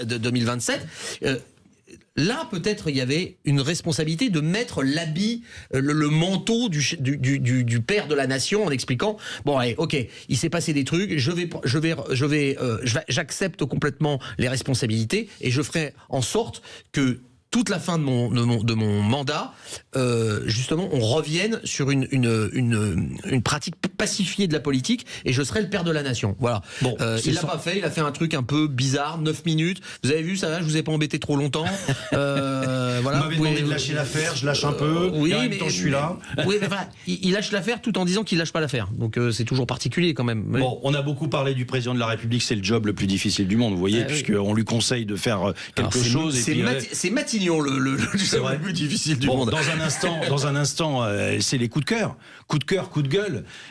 Qui veut commencer Nicolas Corato, vos coups de cœur, coups de gueule. On a beaucoup parlé du président de la République. Quel est votre thème Moi, je vais parler d'une politique publique qui a été délaissée par le président de la République, qui est celle du mal logement, du sans logement, des sans-abri. Et je voulais faire un coup de cœur pour tous les bénévoles qui effectuent des maraudes avec les températures qui sont les nôtres et depuis que le plan Grand Froid, et même avant que le plan Grand Froid ait été déclenché, qui vont à la rencontre des... vous savez qu'il y a 350 000 sans-abri en France. C'est la question que j'allais vous poser. 350 000. Alors, il y a du sans-logement là-dedans, il n'y a pas que du sans-abri, mais il y a 350 000 personnes qui ont un logement précaire ou un logement à temps partiel et qui passent plusieurs jours et parfois toute leur vie, leur courte vie malheureusement, dans la rue. Ça met en exergue quand même aussi le fait qu'on a abandonné toute politique du logement depuis de nombreuses années dans ce pays et que par ailleurs on a du mal avec l'hébergement d'urgence et donc il y a des bénévoles de plein d'organisations, d'associations qui depuis plusieurs semaines vont à la rencontre de ces personnes en situation de danger et peut-être un appel aussi à la citoyenneté de chacun. Il y a un numéro qui s'appelle le 115 et puis surtout il y a les démarches qu'on peut faire nous à titre individuel quand on voit quelqu'un dans la rue, d'aller lui demander si ça va, d'aller lui demander s'il a besoin de quelque chose et de pas se contenter de se dire finalement c'est banal, c'est normal que des gens soient dehors. Là-dessus, il faut qu'on se batte aussi contre nous-mêmes tous les jours. Oui, et c'est un super message que vous délivrez ce matin. Il y a 12 millions de personnes en France qui sont bénévoles. 12 millions de personnes. Ça montre à quel point les Français sont engagés. Coup de cœur, coup de gueule. Arnaud Stéphane.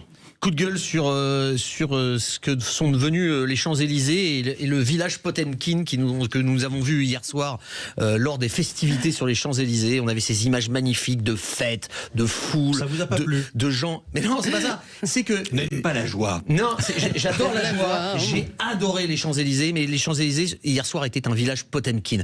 On nous a fait fait croire que c'était toujours la plus belle avenue du monde, que tout était merveilleux. Il suffit d'aller se promener dans cette avenue qui est connue dans le monde entier pour voir qu'elle est devenue tristoune. On a fermé les cinémas.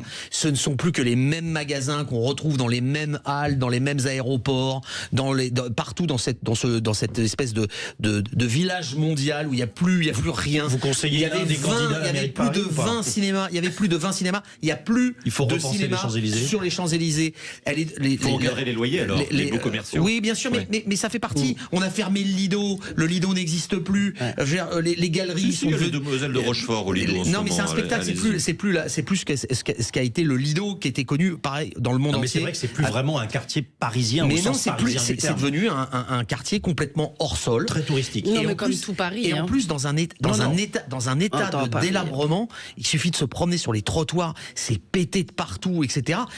Qu'est-ce que c'est triste. Ça doit être un enjeu pour les municipales Paris, repenser les Champs-Élysées. Mais repenser carrément Paris. Paris était une ville extraordinaire et c'est devenu tristoun. Il suffit de regarder. Hier soir, c'est bien, il y avait de l'éclairage public sur les Champs-Élysées. On était contents parce que aujourd'hui, allez vous promener dans les rues de Paris, vous voyez plus rien. Je veux dire, Paris était une fête. Et ben aujourd'hui, c'est plus vraiment ça. Hein. Le message est passé. Coup de cœur, coup de gueule avec vous, Rachida Kaout. On a quelques secondes. Alors, oui, moi j'ai un coup de cœur pour les soignants parce que avant-hier j'étais à l'hôpital et parce que je suis tombée, on va dire, je sais pas, j'avais une chute de tension et je peux vous dire qu'en fait ils sont débordés, ils sont en sous-effectif. J'étais à Pompidou et moi j'ai envie aujourd'hui de leur dire qu'ils ne sont pas seuls. Merci de nous accompagner, merci d'être là pour nous et bravo à eux parce que franchement, pour ce qu'ils sont payés, parce que j'ai discuté avec pas mal d'infirmières et d'infirmiers, j'ai fait que ça parce que j'ai dû attendre 5 heures et déjà rien que ça, je peux vous dire que là il y a urgence aussi pour les soutenir, les accompagner. On aurait dû parler de la santé mais on a été pris par le temps et puis